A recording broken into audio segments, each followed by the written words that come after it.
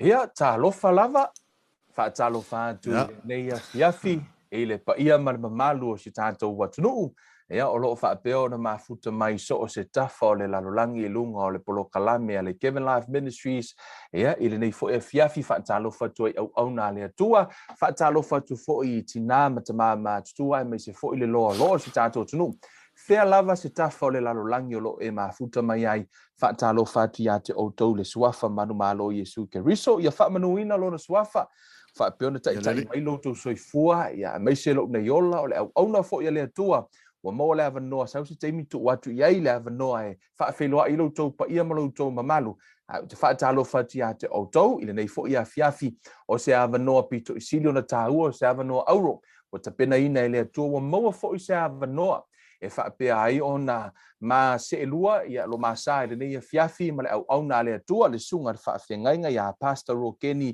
Peresipi o le ekalesia Akape Christian Ministry ia i lalo le faamalu o le AOG Church of Samoa o loo faapea ona galue mai le toe tau faailoina foʻi ia le suga i le faafegaiga ua iai foʻi lona sao i le tino Keriso e le gata ia aʻoaʻoga i luga o le social media o loo fai ma faamanuiaga i le tino Keriso faafetai i le atua faafetai le usuga le faafegaiga faatalofa atu le usuga i le faafetai le faavanoina foʻi o lou taimi e te suma iai tatou te mafuta lenei fiafi malo le soifua ia lava no tāua e faafeloaʻi atu faatalofa atu i le usuga pasta mo lenei avanoa tāua ae maise o le valaaulia faapitogaia o se viiga o le atua faafetai vi ai le alofa ma le agalei o le alii faatalofa atu le usuga maise o le faletua e le gata e leo le ministry a Keriso ia o loo auauna ma galua e foʻi lenei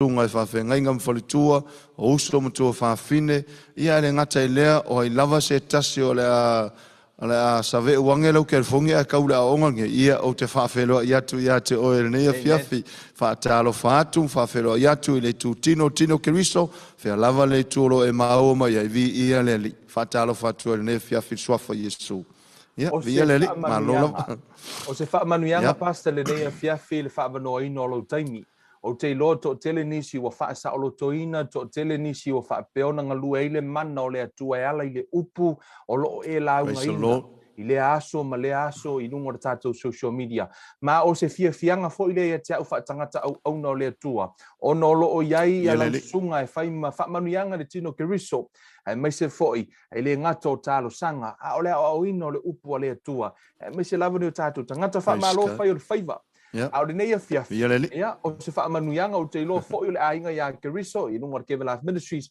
ia leo ua maua le avanoa ia e matou te faatalofa atu iā te oe ma faatatanoa foʻi maise foʻi se ua leva gofia kalagoa ia i lausuga le faafegaiga tele taimi e tatou fetalanoa ai tole messenger a o lenei ua maua le avanoa ia e te suma ia i luga nei avea oe ma faamanuiaga i paaga le Kevin Life Ministry ia ma le tino Keriso ia ma i latou foʻi e saʻo ai lau saunoaga o ai lava o le asopolifo ae maua se avanoa e mafuta mai ai faatalofa atu ai le soafa manumālo Iesu Keriso ia o te iloa o le uagaʻi tatou le usuga le faafegaiga o le masina fou o le a faamanatuina ai le aso maliu o le tatou alii o Iesu Keriso e i le manatu o lea ua tatou iai le vaitau e tapena atu o tatou loto tapena atu o tatou tagata i le aso maliu o le tatou alii faaola ma le tāua o le maliu mai o Iesu le lalolagi nei ae ua iai laʻi o se manatu iā te au ua faalogologo i le tele o aʻoaʻoga ma le toʻatele o i latou ma lau galuega o loo faatinoina nei o le galuega faasaoloto ae maise lava le tulaga o le deliverance ia ma le tatalo mo tagata i le tulaga tauhili ma le tele o vaega ma vaega o loo saisaitia ai o tatou tagata te fia talanoa atu ai iā te oe i le afiafi lenei i le galuega faasaoloto o le tatou alii Iesu Keriso o le mea foʻi lenā o te iloa o loo talia e paia ma le mamalu le tatou atunuu ia au mai foʻi ia se faamanuiaga iā te oe le galue o le mana o le atua ae leʻi alu le tapolokalami usuga le faafegaiga tafea le mamalu o le atua lana faauʻuga e maisi foʻi ala le talosaga ia matuuina atu foʻi le taʻau faalogologo i lenei afiafi ia hoʻo i le mana o le upu o le atua aua nei lagona se poto o se tagata a ia iloa le mana o lona agaga ia ia liua i se agaga ia te itaʻitaʻia mai tatou se tatalo Ia la whai tātou talo, le atua, o le ana mea uma, o le ona le mana uma lava. O a whalata la tātou nei tūlau le afiafi, sa au ne whaasoa e la ua fionga, o mātou loa o lau o fionga o lau lea si ufofonga mo I mātou uma. O le tatalo e le mwhaistangata on whaamatala, vanga nā le whaali mai e le anganga o lau o fio. O le afiafi le nei tu inatu lau o nanga I o ao. Feta laila o fio whaunga ino ma ua tangata e a veo ni mea whaingaluenga e whaai loa ma whaali atu ai se mea olo e fina ngalo I mo ou lava tangata. Maso o se tasi lava e te fina ngalo ina I ola saoloto ma ola manuia. So ni maita mai ma whai ei me uma a maea o le tanganga whaafitai tele. Tu inatu I ate oe. Whaamanuia so se loto le a mai mo mai. Whaamanuia le tino Keriso. Ia whaamawhana ina e lau upo. Ia le suafa Iesu Keriso le matoli whaola o te tala mawana awotu ai. Amen. Amen. Amen. Via le tua. O te iloa le atatou saoa. Il tatou mata upu. Ona o te iloa fo. Ia le fiafi. Te le ni vaenga o loo fia tala noa ai. Ona ua whaavanoa mai fo. Te mia lau sunga le whaafenga inga. O te fia fesini e tuai. Se ka ke fia malama lama au te iloa fo. O le fisini fo I le fia malama lama I le atunu. E mai se fo I le toa telo le au whaalongolongo. O te mana au ia vele nei a fiafi. O te fia tala noa le galuega faasaoloto Keriso. Le galuega faasaoloto a Iesu. Na mafua ai na sau le lalolangi le nei. O le fisini faasaoloto mai le a. Le ale mafuanga o le sau o Iesu le lalolangi.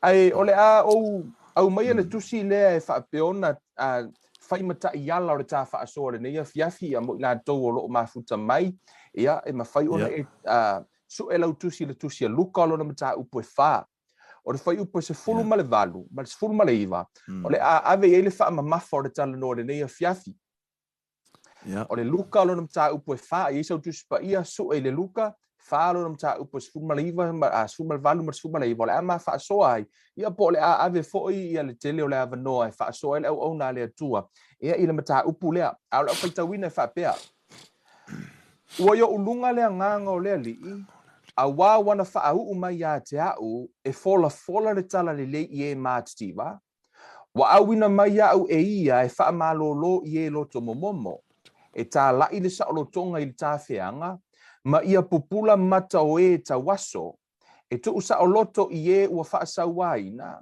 e ta lai le tausanga e fina ngalo malie maiai le li.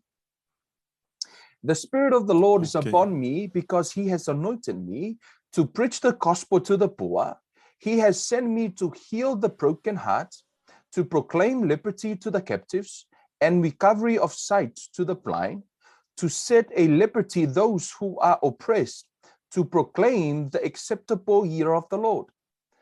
Ole tasi leo o afionga pa ia lea tua. O leo te mana o ta te whaasoa I le afiafi le nei. Ina ono ole tala lea Iesu na whai I le amatanga o lana ministry. Na amata lo le ministry a Iesu. Saulo Iesu whai le. Le saunoanga lea. O me lea la ino mana o ta te o iai.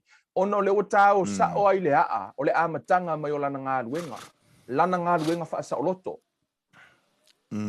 O le fia fira le nei. O te fia mana o e tate no ai mese ala usunga se e faasoa mai ai nisi o vaenga nei. E peila vo le la tau e tate faasolo solo mai verse by verse. Ono te iloa e o te le mana o fo I tope lau le tatala no. Ono e te lele ngalua le anganga o le atua I vaenga nei. Ai... Se au mai a sina wau te lenga I le vaenga lea ai tate le io e tate tala noa verse by verse. E a fo ino le me tate wha solo le tate noanga ina ia mawhai ona malama le tate tunu. Ai mai sina o fina ngalo I le tūlanga o le ale mafuanga wala I ona mua Iesu le tusila. Okay. Ia, whaftai mo le avanoa. Vi ia le li, ai... Whaftai foi mo whafasilia, mai so tātou mata upu pe ona a matan tau whatala noa.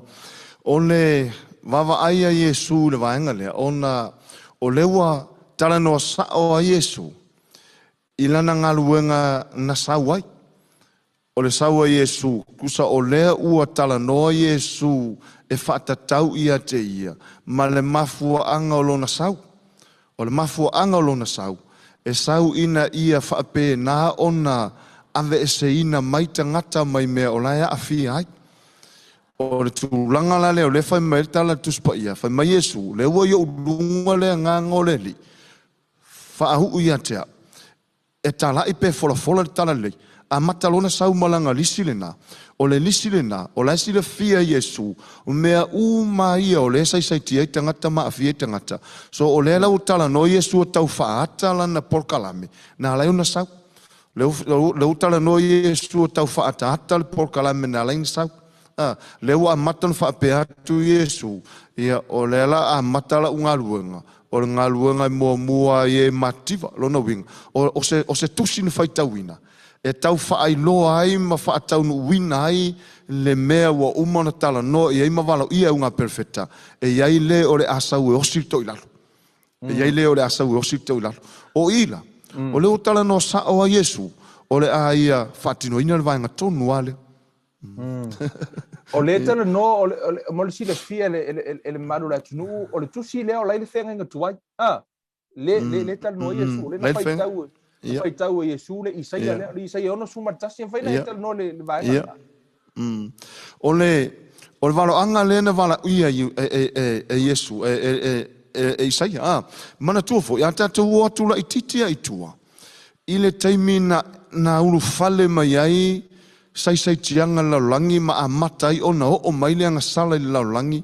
ia ma amata una no foto i lalo tangata ua lewa ona nga lue le tua se awala e toe o si ai le to i lalo le ma toe au maila na tangata na fai i le amatanga lava lea la ua amata ona tusi le tua le ata ma tau ma fai e faali mai e ala mai perfecta o Isaia lona winga mai le Isaia le o mai le taimi le.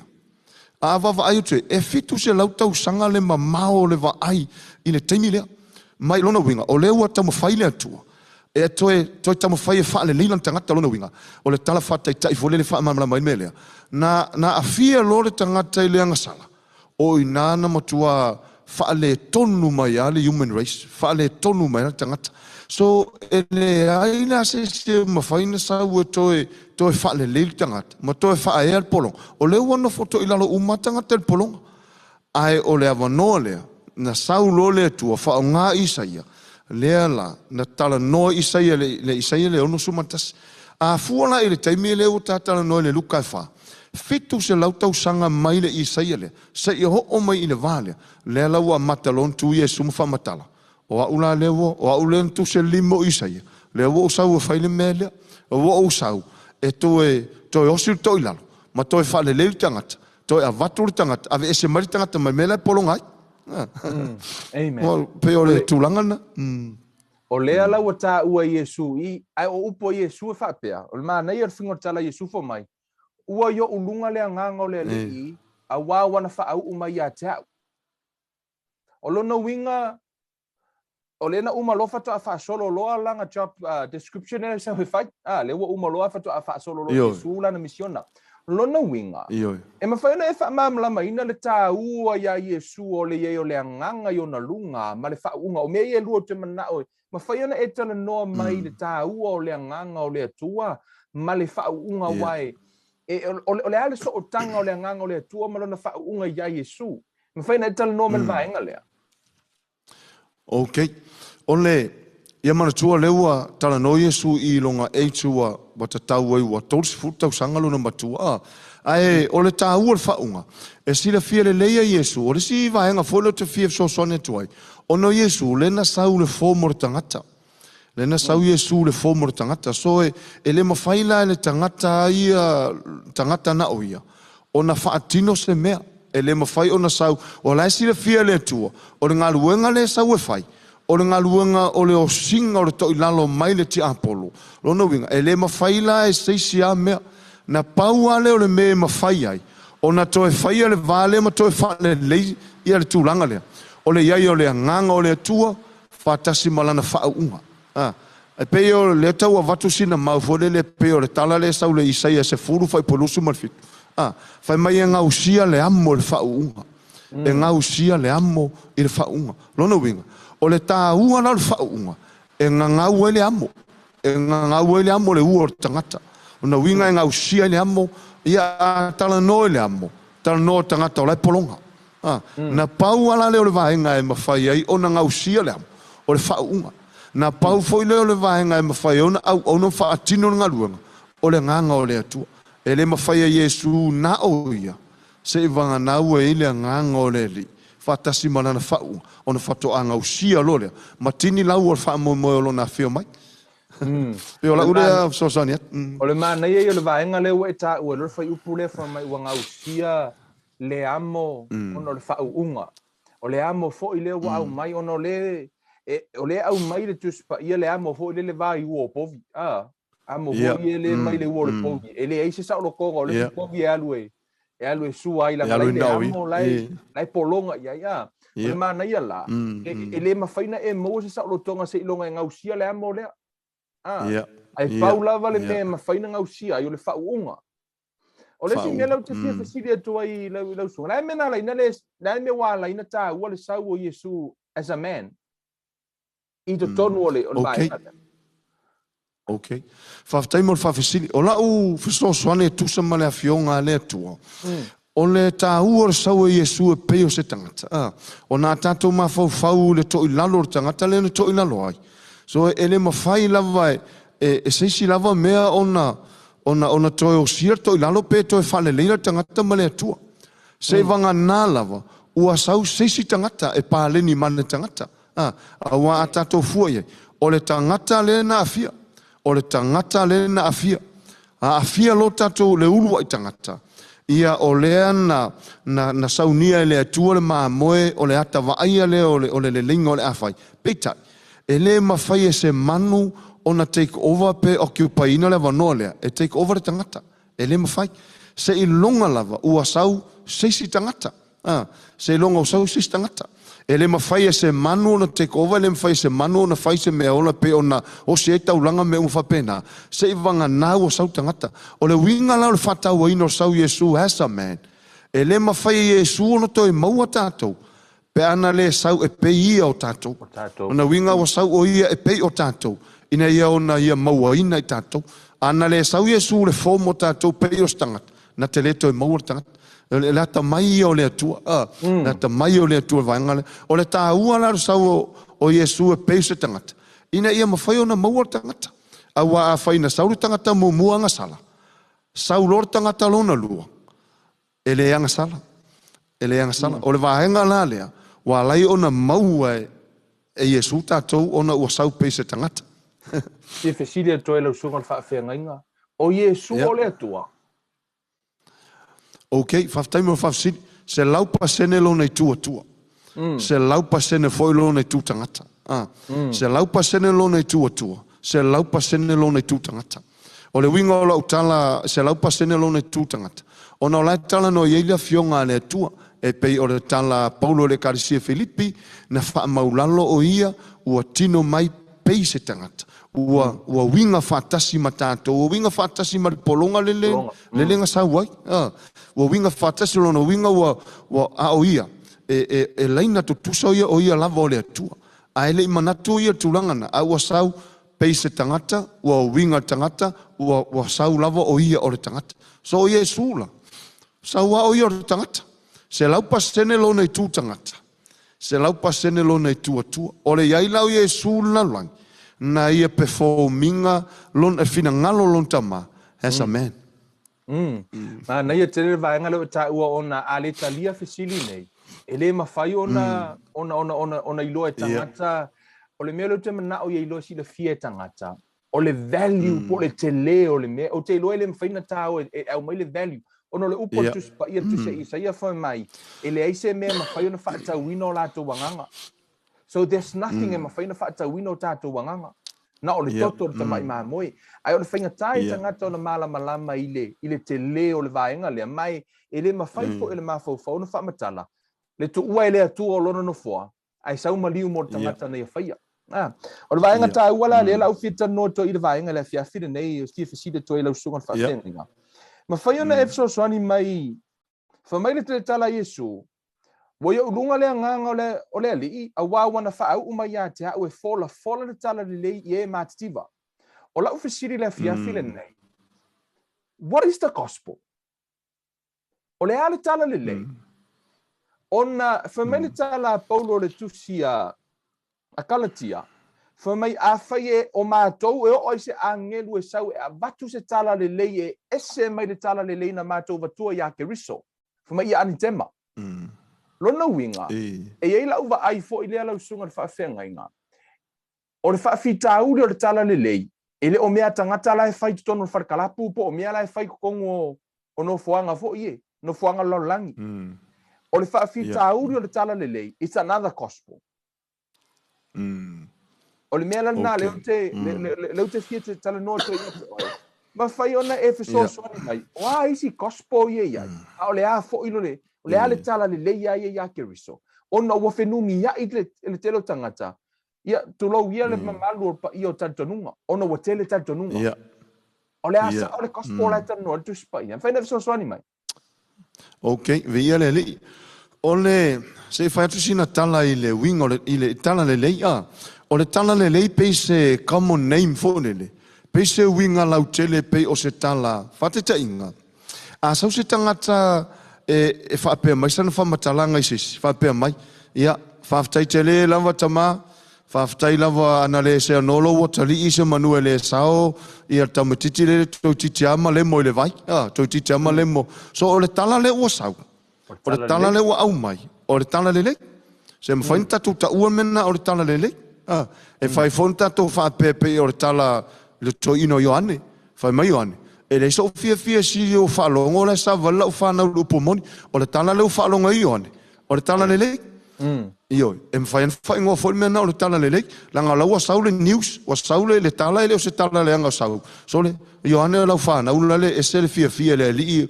O le ama le le. So whalongo tula Ioane. O le tala le le. Ia. E whai ngō na me o le tala le le. Ai e tele mautala. Ai e iai lava le autu moni o le tala lea pe a tawa wa ai ai. I le tala Iesu Keriso whai mai. O le tala le lei mo e mātitiva. Ia ma le lisi a tōna i lalo. O le upu gospel. E sau me le upu e leni lea e tau o le Evangelion. Evangelion o lona winga e refer anga i le messenger bringing. Longa winga o le good tidings. O se news manga ia. O se tala mana ia. Ai, se i, o le upu le tala lelei, pei o se ngangana o se upu a whaonga ina so se kerisiano.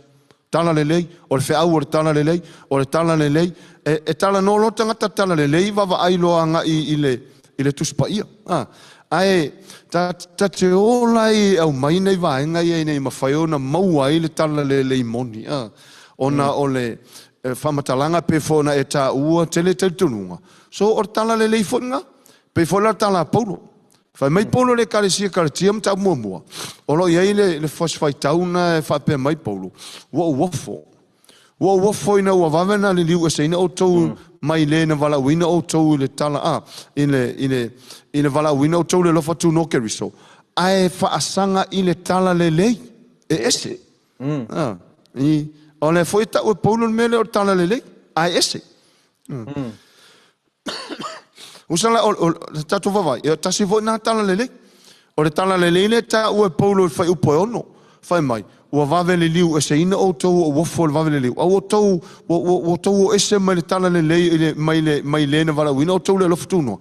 Ai fa asanga i le tala lele e ese. So le ala fai ngo umame nei o tala lele. Ai ile winga ile ai ese. O le ta o le tala le lei. Ai ese. O lona winga. E ese mai le tala le lei le na fola e Paulo. O le winga la leo tau wha tala ina le awhiawhi I mai ile ulua i whaale le wina lava upu e leni nei e mau mai le tala le lei. Pei o le upu lea o le homa. Homa e whatatau i le taui o le tangata na te avea se good news. Homa lona winga e refer ngai o le reward e ave mo le na ia ave ina le good news. Muli ane la ia lea. Muli ane ina ua umatu le lua i taimina. Muli ane i totonu whanili unga wha i le Plutarch ma le Lucian i le ngangana eleni. Maua mai lea o le whanili wina lea o le Evangelion. O le Ewan Kellyan e whaatatau I le me tau o le good news actually delivered. Longa winga. O le Ewan Kellyan e whaatatau I le tala le lei moni ua tuina mai. E whaatatau I le tala le lei moni ua tuina mai. So, I le Kerusiano e le ni la lato. O le a lava o temse uma ia ma upu e le ni a tala no I le Kerusiano e le. E le ai se si me I le whato le tangata e le ni e whaatatau I le upule le Iukenian. E whaatatau le upule. E le tautu nungo le tangata e le ni I le upule le Iukenian. E refer a nga I le tala le lei o le malo o le atua. O lono winga, e tala noa loa I le upule tala le lei. E tala noa a nga I le good news of the kingdom of God. Po la una tau so soni atu. Ma na irva inga le ua ta ua e tango ta tala loa la I si mau tala le lei wa o le ka ua uma la paulo le tala le lei mai paulo ese. Ona o le tulanga fo I e ile tantonunga o le tele tantonunga I nei New Zealand I ai tantonunga le au sing.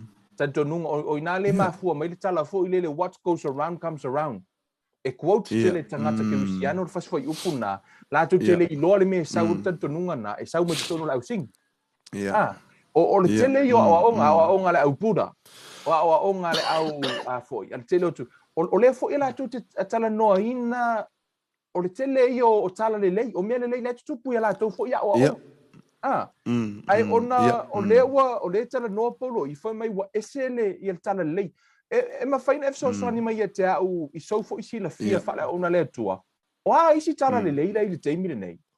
I la wa ia vai e tatene io ai le gospel o le asa uva ai I si tala le ia le ina ia mafai ona fai lo e ma fona usi fa pela usonga fa fenga inga so se te me tala no ai tu spa ia I se me e mo mua fai lo tu spa ia le me le sa fa te ta inga foi mai ya te oil ngoi au te ngoi ai alu fai nga ruenga ai le ta ua me te oil me la fai na mo fai lo ma fa fitau ai le fai lo ina fo Iesu le ata o le loto e sao na mua tala no Iesu fa iloi si loto e tolu ele o le loto sao ele loto ele fu ai ni ina o tala no fo dus pa ia ile fale o lai fau lungo le papa na fa ilo fo ile fale o lai fau lungo le one e pe fa pe na so mana o ile fia fil nei ma fa ina e fa ilo mai isi tala le le o lo ia nei o a fo ini ne o lo fa se nei tanga te nei ona po ai me sia nei o tatu tangata okay fa ftai lava mo le no e pea nau tare talom ta faso o le tele I o le mautala le lei so fata ta inga afai o au o le ua iai lo uia tari tonunga o se me le lei atia so e mwhaina o whaingo ina me le o tari tonu iai o le tala le lei ai e pea le melenta noi polo tusio karatia e ala na tau e polo I o le tala le lei ma ngai iai o upunga other gospel longa winga o le tala le lei ai ese o la uva va ai ina la ina tau e paulo I le mele esse mai le tala le ina mai ona o le tala le leile na mai e paulo na tu fa sa lo toina ai ma fa e ina I le polonga o tangata karatia ai o le tala le leile nga au mai le se ori le nga le tau e paulo tala le leile esse le fai mai foi upule la lo I fo le so fo ma foi puna foi po fitu foi mai ele se tala le leile lo no winga o le fa matalanga paulo wa fai ngoe paulo tala le leile le o se tala le leile ona o le winga le mafofau o paulo malona loto e le o mafai le tala le leile on tu fasa o loto I tangata lona winga la fa winga ina mala uva vai o le ale mautala le leile sau ai ale mafai ona e ai polongo le tangata masa o loto I tangata mai lalo le pule te apolo e le o se tala le leile na e le o se tala le leile moni le na ai o le ale tele mala no pe fia afe tala le leile o le lalang ma le tele tu nungo tangata o mele ia matou matua se laupa senge mele mala ai a fai ele ma fai tu sa loto ina tangata so ele se tala le leile na nata se ele vaenga le sei tia o tatu tangata o te lo ina lai em ta tia le tali o fasili le ma manino mai ele vaenga le ma fai ona e tala noa mai le tele o vaenga ia e sai tia tangata sa moa ia mai se lavo tatu tangata te tono e kalesia au fo ine va o ia le fa so I tulanga tau tanunga o lai tulanga tau anga no o vaenga umalava ta o e au mai me o lo o fai ma fa fitauri o lo o sai o tatu tangata e mana o mia le faasaoloto ve nei ta no vaenga le o ani vaenga ye sei tio tani tangata o le vaenga o la uva ai le taimi nei o le vaenga sili lea ona sai tia i tangata me mua o le pride o le pride o ta ua le mele o le pride fate ta inga o si o tato tunu e le anga le tunu e wha maululunga tele le tala le lei e le anga le tunu e wha maululunga tele le tala le lei ona o manato fo e wha pealanga o inei o sa moa na wha tala le lei e tuai Pasifika o inei na mua mai ai le a ma le tala le lei ua wha amala maina ai e le anga le tunu e wha maulunga o lesi la vaenga pito silion sai tia tangata o le wha maulunga ona o le tala le lei fate ta inga lo whamatalanga o lesi tangata ua matua koi kiki a au ki le mai lai mai ai. Ai whaingata lava o na alu se i whai se ta talo o wha malolo. O na lai ma fau. Se o wau fo o tangata o leo te tō anga le lotu o le fo o wau o tangata ta u o le kalesia leo. Wau o tangata e whaalango lango i ele ngā luenga le atua. A le la ualu i le mea o le lotu po le tapo inga e o iai. Tau maiti. Toinga mafofaunga. E mafua mai la. Ona o le pride. Lua. Oka sai tia o tangata le mele o le religious spirit. O le nganga lea o le mapolotu. O le tūlanga na o le matua sai tia. Tangata sa mo lava ia. O le ale makua polonga le polonga. Tangata se mai. Ua malia e alu kaulaiku. Ai uonge i sau i melanga la tilo mai tangata whapea ia la le walu o le i whaamalo longa la wali i lai la walu o le i loku lai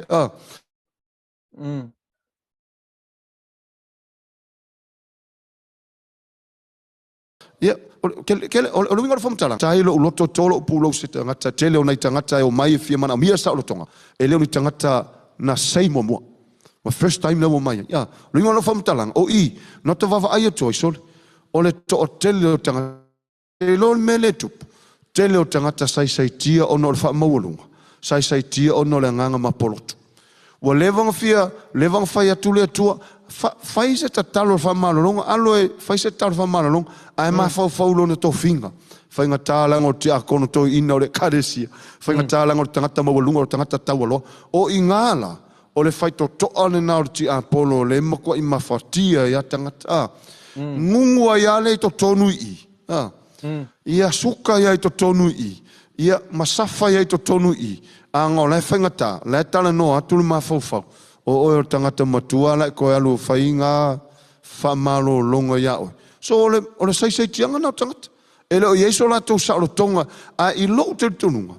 A o na mala malama le tangata le vision o le tala le lei. A o nei a vele tala le lei pei o si objects fo le whaakuma i luma e karango iai. A ia a vea o se mea e matua i yola i to tono le loto. Ia, ma maua sao tonga moni.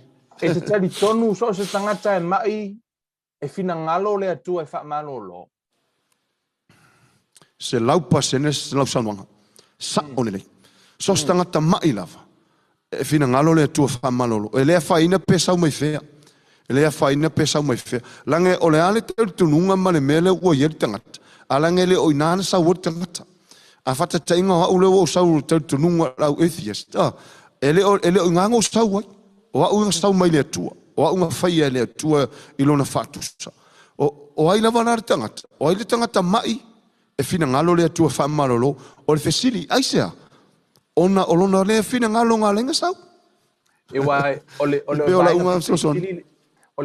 ala no tu dia vaenga le na. Ono le tasi le o to tele tangata e laile la ngona fo ile. Fa pe ono le tele o la to le anga ma mi o la tu pi o la to la fo ai longa fa malolo ina wele atua.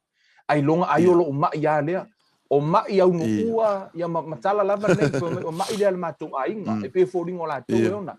O le aso tantununga, i le fina ngalo le atua, o mea umai e mawhaiona wha lea o ngā ina tala leilea, e wha tau Iesu Keriso. Tusa malau whawhesili, tusa fo i malea fionga pa ia le atua, e wha lea o ngā ina mena. Sa o le leia lau saunuang, o le tele i o meo le sei tie tangata, kusa o lau ua sau ki a polo so wha ilma fau whai ai, e le ko i se avango ke malolo ai. Mero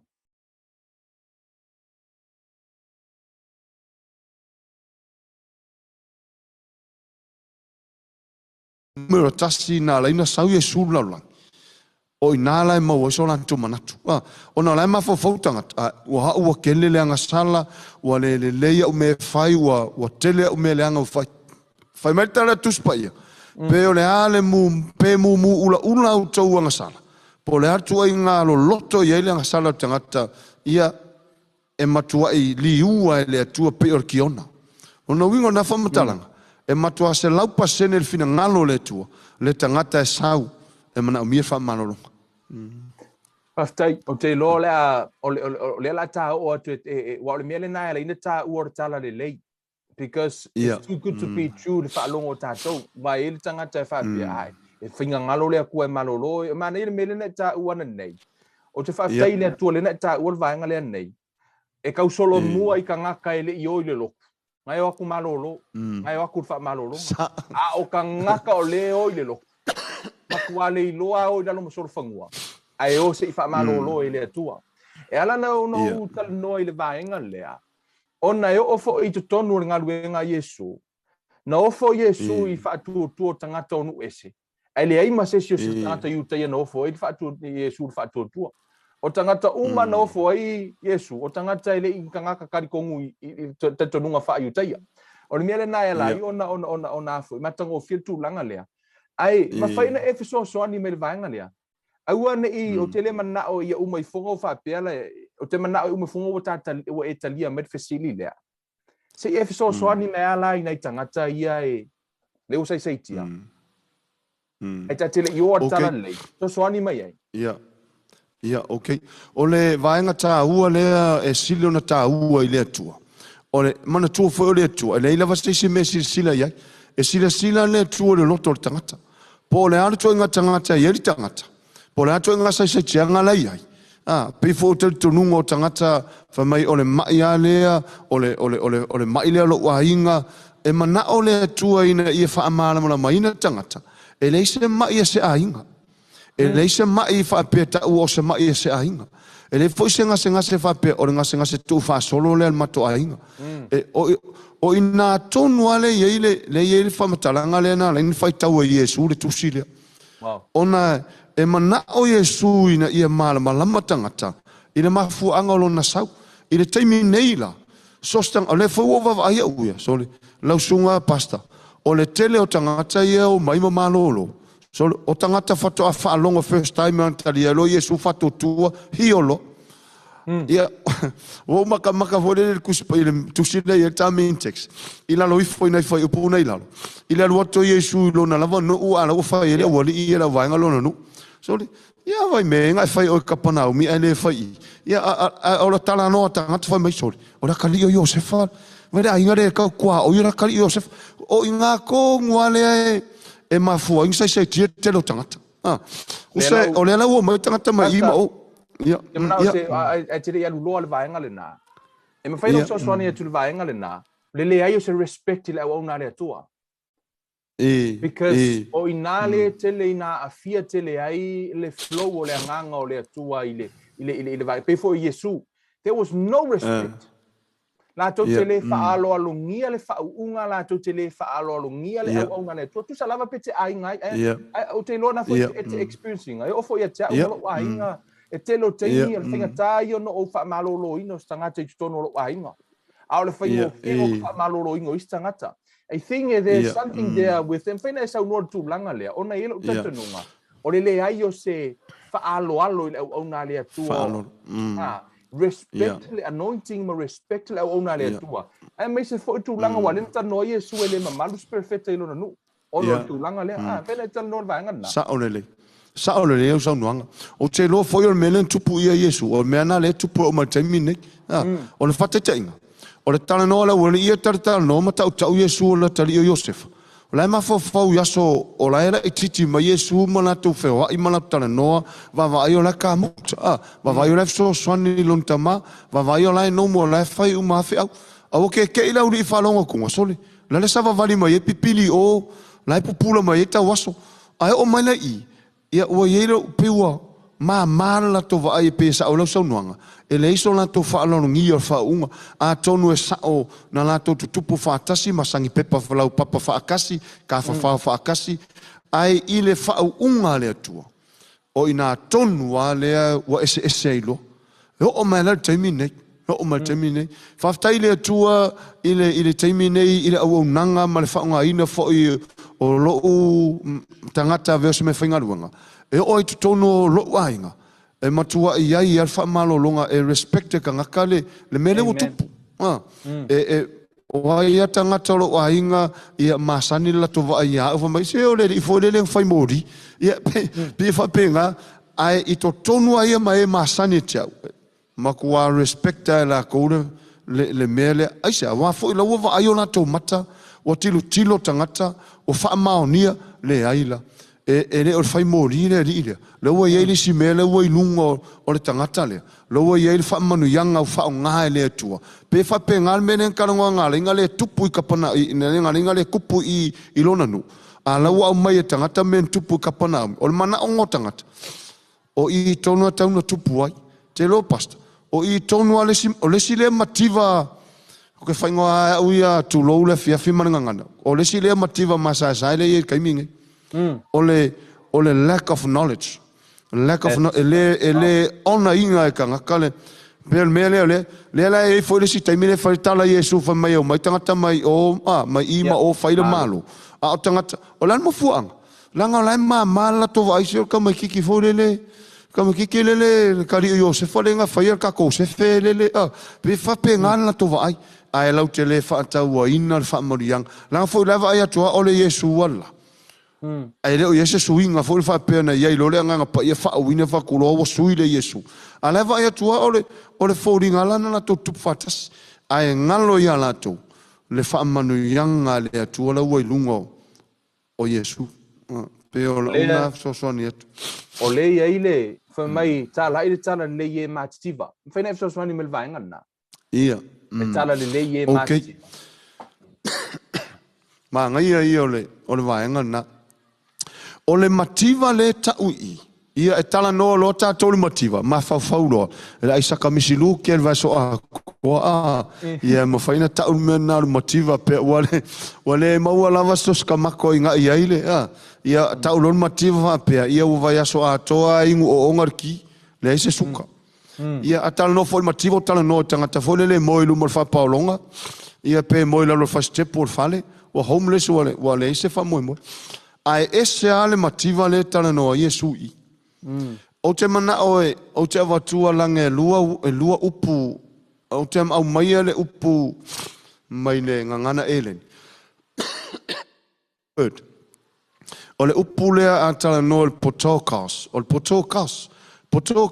o lona winga le fale li winga lea e whaata tau i le tangata aisi tangata peking folele ua mativa ua le maua se mea e ai o le whauinga ina na le ngana e leni o le winga na upu o le potokas o le winga whata tau i le tangata ua sa whai luma pe o le melenga whai le pipiri folele e aisi i luma e whia maua se seleng e aske ka ngaka mo ngai mea lofa mo ngai mea ola ai o le winga la na i le pua na e tala no i ai le ngana e leni ai o le pua lo tala no i ai ia le tusina lea isa ia onotas o lo o whaata tau i le upu e peru tau whapea o le anawim o le ANAWIM anawim e whaata tau la le mea lea i le matua i le mativa whaleanganga pua in spirit o i tonu ale tala no Iesu lana la unga le mana tua le kote Isaia le melea aina sau Iesu la unga fai mai amu ia e fia inu ma fia a ai le amio tonu longa winga la tala no al pua in spirit la tala no a Iesu e fa amu ia i le e mativa faleanga o le winga la le mele tala no ai a tala no fo ina i le poto kausi le ngangana elen tala no i le mativa i le tino wa mativa o makwale ya se me mau le tala no ai polo ia tu se kolinito vai o fa mativa ina o ia o fa tama o inga ina tato Atala noa lai le ngangana e peru. Ile mativa whale nganga. So ole makiva ka akele nga. E mawhaingo ka ai whare ainga aleka ke makiva. Iwa whale nganga. E mawhaingo ka ai peka pio aleka ke makiva. E mawhaingo ka moe wharkari malo aleka ke makiva. E mawhainga whaila ka fo ranger aleka ke makiva. E mawhainga whaila ka pisingisi aleka ke makiva. Ele ole vaenga na pasta le ia le to tele o tangata o lo ia lava le me fa mai pe empty to tonu ya te la do fa mai ui na tele le tu tele te mau ainga ai pe o la venga o i o le tulanga fo ile le mativa fa le nganga e ma fai ona efso so ni mai la e tala le mativa fa le nganga ma au mai mo tatou le nei foi vai tau mo tatou i tulanga le ona la ile tanto lungo to tele e so so ani mai tulanga le o le alme tau motiva fa le nganga okay o le tulanga le tu sama le upone tu o le motiva fa le nganga o le nganga o tangata e onge le upone tu e onge me fa le nganga e le malama me fa le nganga o lona winga o lona nganga o lai fia ai o lai fia inu o lona winga o whamatalanga a tau le mativa whale nganga o se nganga o lai pae o lai fia ai o lai fia ai o lai fia ai le nganga a le whamalave e se me ai ai o le winga la le whamatalanga ua mativa whale nganga o le lava o le malama o tangata i le moni o le tala le ine le ai pisa Iesu e leo mawhai ai o le whamaninga o le whamatalanga o le tele i o tangata o lai lolotu tele tangata o lai au auna tele tangata o lai e sisina o la te wafu i le tautua ina o e kalesia ai o lai mamai ai o tau laitu o le fesili o le ale mafua anga o le alu o tangata lotu tangata tautua matavela tangata au auna tangata le misi se lotu o le ale mafua anga o le alu o tangata lea i le taula aitu o le ale mafua anga o le tali o lai mativa whaaleanganga e le o nofo ia te ia le upo le atua e le o moni fo ilona loto e moni le atua le e tautua iai le wingora whamatalanga from my own experience o le telo tangata wal watu I wa feio alatu falmai wa feio sau I wa feio alu yuta wa feio uma me uma fato a no foloi le lon fa apea peka kuo ia ile atua pe foringa mai fone le la faso pe foringa mai le atua se reserve fone le ampast pe foringa mai se reserve fa apea o le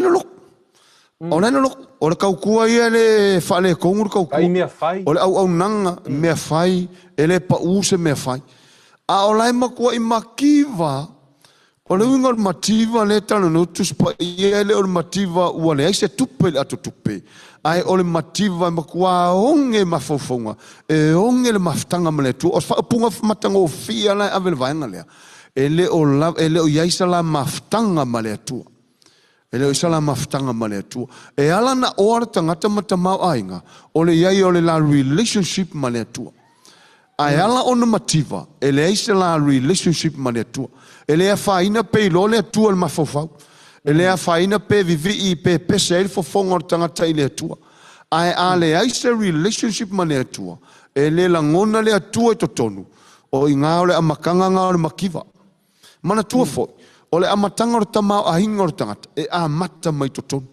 o le amatanga foi o le mativa o tangata e a mata mai totonu a haola ina le aise relationship pa tangata male tua o ka le makiva e mwhainga pese I leli e mwhainga vevi I leli e mwhainga tau tua suafo leli e mwhainga au na whaime umor ngā ruanga le tua ai a hoolo na maua I pupunga o inailo ai le tangata mativa whalenga se e soani mai se waka fia ka mau a inga whaaleanganga ono lewa mana I lo pautalaina o lo matango fia lo au mai o le mativa whaaleanganga whaafeana mo latou se I fesosoani mai le au wala e whaata mau a inga ina I whaaleanganga ok o le whaingo fia ia o le method ale atua whaingo fia ia o le whaingo fia o le method ale atua Fai mai le tusile Iakopo masane tatou fa pe e te ele atu e fa maulunga.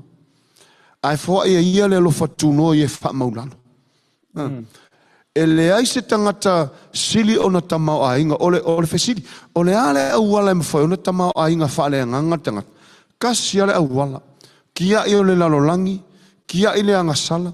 La foa i mea ele lea pero tala a Jakopo na sal mo muale tose Jakopo mo fai pulusu matas fai mai. Ia o tu la foa i mea leanga ma le ele lea sili. La foa i mea ele lea ma le leanga sili. Ta lia ma fa maulalo le upu ua toto ina. O lea ma fai onu fa ola ina leanga. E ola lo leanga o tangata ina ua la foa i leanga sala ma la foa i mea ele lea sili. Ole o inala la sau awa fo i mana tua pasta ele ai se sosor tamau ainga ele ai se isi mawale only one sosor tamau ainga wana ole tua mana tua la e alu ese loa le mea lea sa occupy ina tangata sa fai mapa pupuni ole tua ina tangata e alu ese loa le anga salama le anga silisili fa ola ina loa le anga ina uatalia le upu o na sau loa le ole tua a mata ona fa tamau ainga tangata o ina o le soso o tamau ainga o le atua. O le mafuanga lea leo na mativa fa le nganga tangata. O na e mawhaina lotu fa atasi ma le angasana. E mawhaina au na i le atua fa atasi ma le angasana. O tau mau ma se fisoswani mo le vaenga o le. Se o te fia alua i tua le vaenga le na ta ua o na e mafuna o me tūlanga lea. I lo uia experience fo i le tupu ai. O se lo ua lofa i tangata sa moa i le. Ia o le whaife au o le whaife au. O e lo tatunga, e o fo i tangata i tutonu la umaftanga. Man, when they give, they give. Au te mana o e whaman e sosa ni melo sunga, ni tūlanga fo i lele. Au ona e wha apea te sao, ai po e pe te tamau ainga i le vaenga lea. Okay. Mawhaina e fisoswani ma tūlanga lea o lewa tamau ainga le tangata whaleanganga o te iloto o tele fu tangata wa whangaina le upu peitai o la lava sei tia. Okay. Mawhaina e fisoswani ma tūlanga lena. O le tusa male o onga na whianga pa ia lea tua. E ala ona sei tia mana tua le tele le upu ea. Tele le upu le tua le ualu tangata. E pau ale ole awala le nsa se tia tangata. O le muso e ola i le upu. Muso e talia le upu. Amen. Muso e talia le upu. Tu sai o le awal watu le upu fai mai. Seki ale upu. Seki ale upu. Ale fesiri o le almeka o le seki ale upu. Le almeka o le seki ale upu. E kai pe o le seki ale pese foi sau si ti fa alongo kolo fai mai. Seki ale pese foi le wasau. Ai o le alo na winga. Pese ki kau ang whalonga i a umalotol minuta pese ia wa uma foi longa seki. Ai ole mele mana ole upone atua. Ia matua ngoto le loto le tangata. Ia matua ta ofi mau le loto le tangata. Ina ia awane ia isi avo noa toa eru esele upu. Peia ole tala le afionga le atua lo fatala noa i tavita. O te matua ta ofi lau upu i lo uloto. Ina ne ia uanga sala i ate oi. Ele ai se si awala pasta e mawhai onu tamau a hingar tangata. Sei vanga nare upo le atua. E talia lo tangata ma le wha maularu. Wa te le tangata whaalongo. Ai, vi ia le atua se tangata talia. Wa talia lo whai lo. E le mwhainga ka whai apeka le talia. E mwhainga ka whaalongo ngeo ka alo ka whapea sole. Oka. Se upu ngā māngai. Ia māngai e talinga ina ua whaalongo. Ai, ole practical side. O ngā le ngalo tangata a tau sa ili se mafua anga e ala ina mativa faale anga tangata e mafua mai practical side o upu e mafai fa longo tangata a le fa tino ina practical side o le fai o le upu o le ata le o le tali o le upu ua fai o ina tonu ale ngalo tangata o tangata fa pestol o unge ko anga le loku sole i ai lo fo tangata ko te upu e mamlam o mo tangata le upu a esel makiva lan mafua anga se langa la le o faia o le practical sign le kai tangata a tele tangata wa tama mai le upu i lo ma fofau wa ka mai le knowledge la ko ia o vi ia le imam la mo tang ai o le side le o le fatino o le fatino ina o ngale le kai tangata ai a o no la na mai tangata uma i le fatino le vahenga le pe tala ya ko po ona al fa longo ai fai ana ia fai o ina tonu ala e ala yon tamau a inga tangata na foi na ilo ese senga tangata o iskanga ka fiu ka pamura ko me fai ele manguia ala ko iskanga ka nge ya pamo ko anga me manguia o la mafuang langa lai ile atua nga me la fai ma fu mai fea langa o le social manuia o le upo le atua o le upo le atua wa ta o la titi ai tua o le tala ale atua tasina fai yon tangata au tau fa longo ma fai ia o mea la ia o ia auto e manuia o pe alu e manuia o pe asau e manuia pe no fole ai o le ana social manuia o le ola o tangata ile upo le tu la le se o la ule tu social ona e telefoi upo e upo matua e upo matua e ai foi upo ai foi e tele ma upo e foi upo Samoa e foi yala Samoa yala le manuia o me uma e fo ia o onga ese wa o ina le poto mana tamai le nei vai tau le ta o le upo le atua ese mai upu lava nei ma le tele o mau ta yala o lo fatino ina tangata fai business ma tangata o lai mo la to manu o le ese nga ma le upo le atua o le ese nga okay e ma fai sa o le le va sa nuanga e ma fai un tama a inga tangata o lai mo mea pe o taimi nei tele tangata mau mea tele tangata milionaire ai le ni ke usiano a lai mo mea o le ese senga la ma le upo le atua o le tangata e ola i le upo le atua o le upo le atua e whaavavau o le upo le atua e iai le upo le tangata ai le whaavavau e iai le upo le tangata ai le iai se manui e whaavavau o le tangata e mawai o le upo le atua e mawhai le upo le atua le ngata ina malolo ai le tino le tangata le fafu ai toi malolo ai le anganga toi tu faasaoloto le tangata ma le pule a satani e pole ala pe fia afe upu la langi nei a ona upu uma e ngata e limite lo lato malusi a ole upu le tua e le ngata ina whaavavau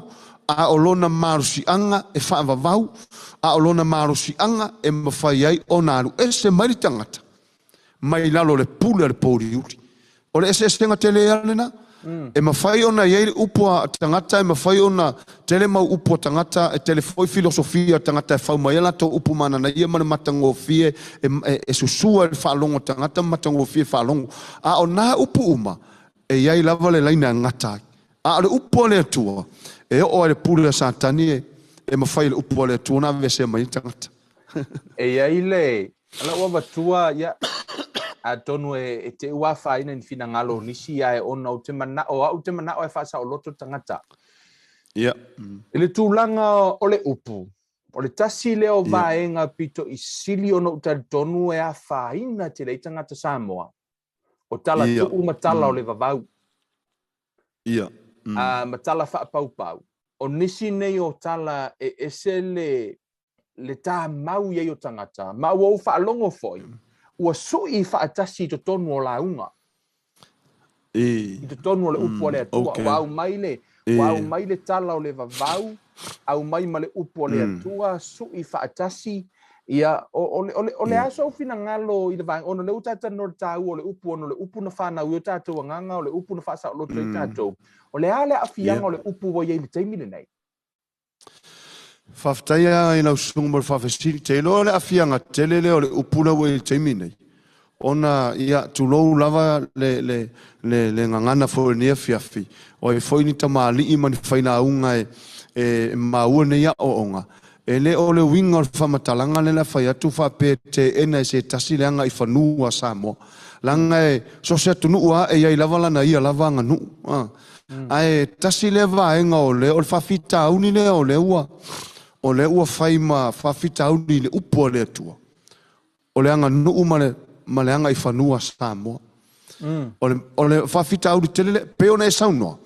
Ua sui whaatasi tangata le upo le atua ma le anga nuu Samoa.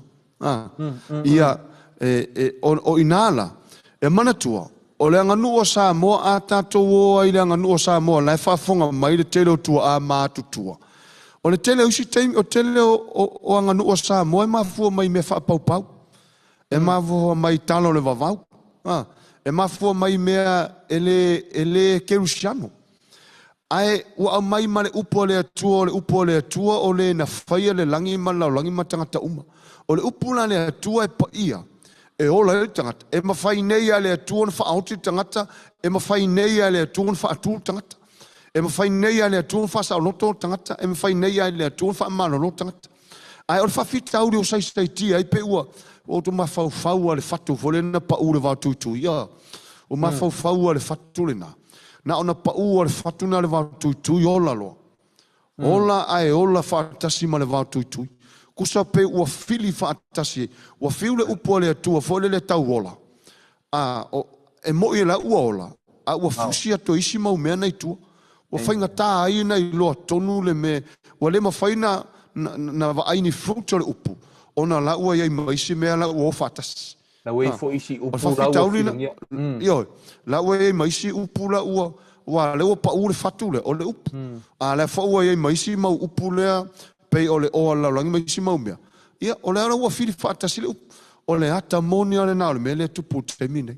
ua fia fua mai le upu i o langa o tangata ai mawhau ia whataita ingala o le te o se o tātou atunu o Samoa le whapea tu lou lava Samoa le tunu pele ele whapea wa tusi se lima pe whae e atu se avenga ai o le mele o le tupu te mine e lo lotu tangata Samoa ai matua sasta mai titinto alu fafo taimi o tangi o alisi o tele lope po e tau maua le vai o le tele o tangata Samoa whapea e lo lotu tangata e tau tua tangata e pepese lotu tangata le fef so ele o se mele anga ai na paua le o le mele e tupu ele o ieni fruto le upu a wafo le manu lore fiafi whapea loto ina malo matua a maita maiti whane o tangi alisi o le fesiri aisea aisea mela ave fuar fale o tangi alisi aisea o le a whaine tulang o le tasia le tali ona le upu a leo te whaalongo so o iai e le sa la upu mai ana mua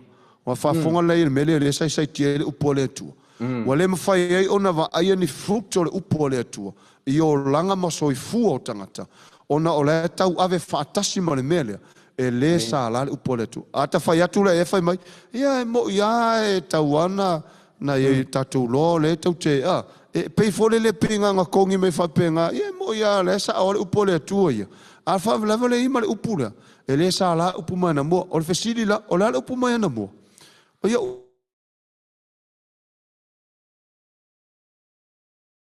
ai la uia whalili winga le upu le e le ai ase si upu mai na mua nga o le paua le upu mai na mua lafa na o le upu le atua amen a tali tonu lo ia li tangata o na e tali mai a fesiri o mea ona e tau le upu mai na mua mawhau ia itu o Samoa ia soia ia o itu sai tu lua ma mea sa tupu ia Samoa a ele ai paua le upu mai na mua e ana mua ona o le upu le atua ia o le whawhita uri tele na pasta o le tupu taimine e mwhai tangata na au na matautua sole a le whaanonoanga tele o le ai o se fruto le upu le atua e ali mai ona o lai fusi whaatasi mai si mau mea mea nā tawa vai tangata lo lotu e se le presa pe fōringa mai se atua presa leo i e tātou o tele o tangata lo lotu e se sai tia pe se atua polonga le pe se atua whae e avenga mamaf a la ufai mai le upo le atua e mamala na avenga o fia mamala na avenga o fia na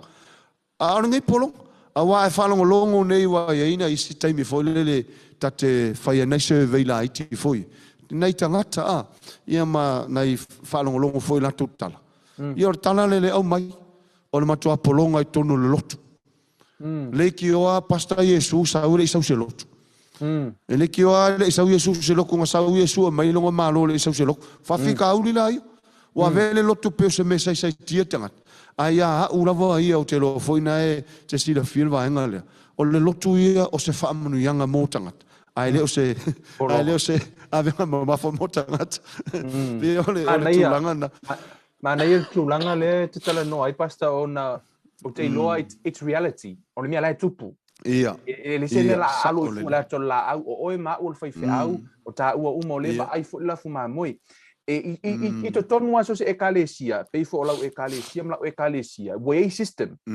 o tango o ia fai le fa tūlangana ia ona ina ia mafaina manage tangata ia e atu o le fainga lea le o fai ai e fa faingo fie o te iloa o le isi mea lea o tau fia tangata o le system Ua pe ua tā mau ai I le ngalua o le nganga o le atua. Pai o fwoi te au te whaia le system e manage tangata. Ai a o na ngalua le nganga o le atua. E pe iei se vaenga o lo tau fia le ngalua o le nganga o le atua. Ia fua mai o lango tangata vaenga I nei. Ai mana I whaftai le tūlanga le na e tā ua nei. E sa o le leilo sau noanga. Ua pei le atua le tātu te au ngai. O se avenga mamafa. Sa o le le. E o le alu le lotu. E pei o se mea fo I le lo se avenga fo mai ia. Ai fo I e sau. E feo lolo atu mea wha le nuu. Ina ilo mea wha le. Mea wha le lotu. Mea wha le lotu. Sa o le le. O te loa la atata noa le vaenga nai I leisi taimi. Pa o te manao. Mwhene tala noa mai. O le la atata ua tali le fisiri le no uvai atu le amatanga wana tāo se I tau tala vaenga ia. Ma whai ana e au mai al tala le leile na tala noa I Paulo. What is the true gospel? Lea o le tala le leile na tala noa I Paulo. Ona o lea ua umana tāo e vali atu ma avatu vaenga ia. Ina ia tau wha tala noa I mea le sa tupu ma mea. Au te mana o I lau sunga wha whenga inga se efso soani mea mātou.